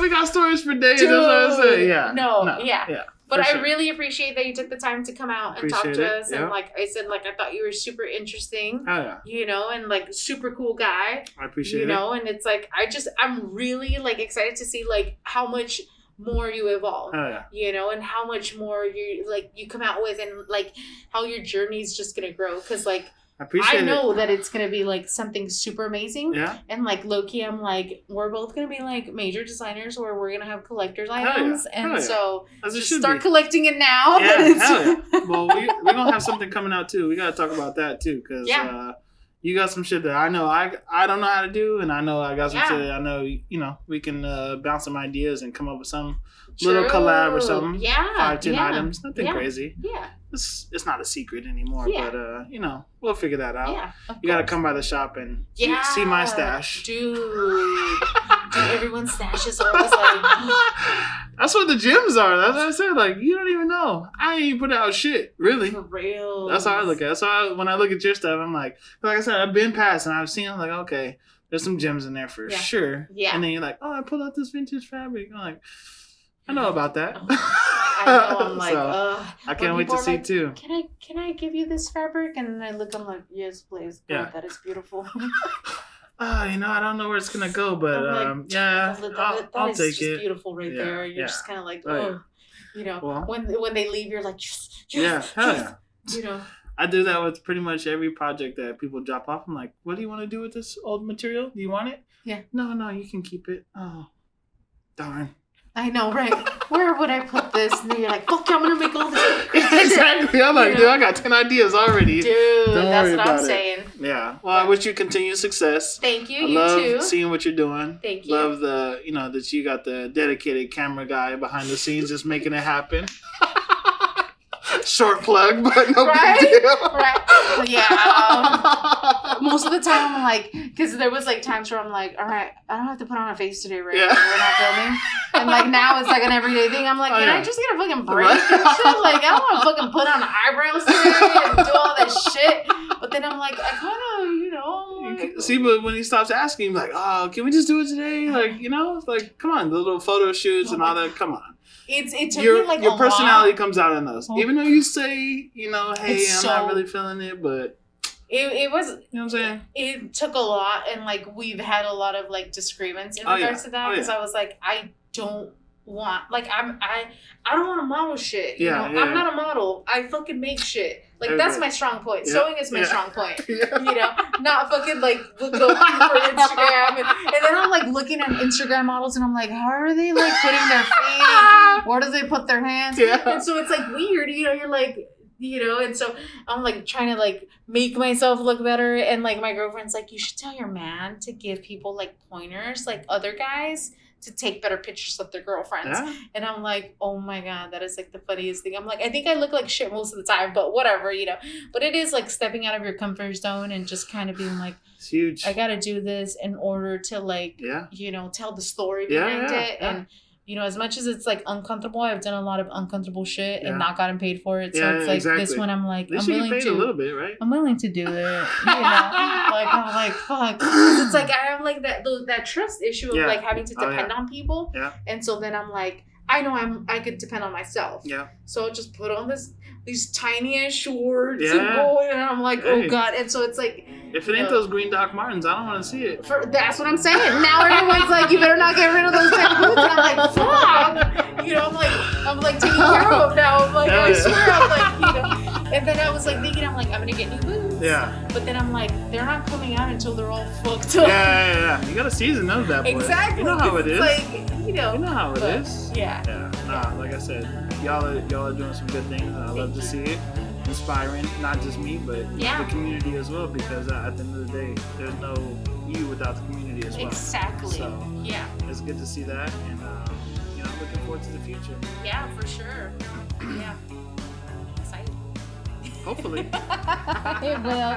Thank you. No problem. Dang.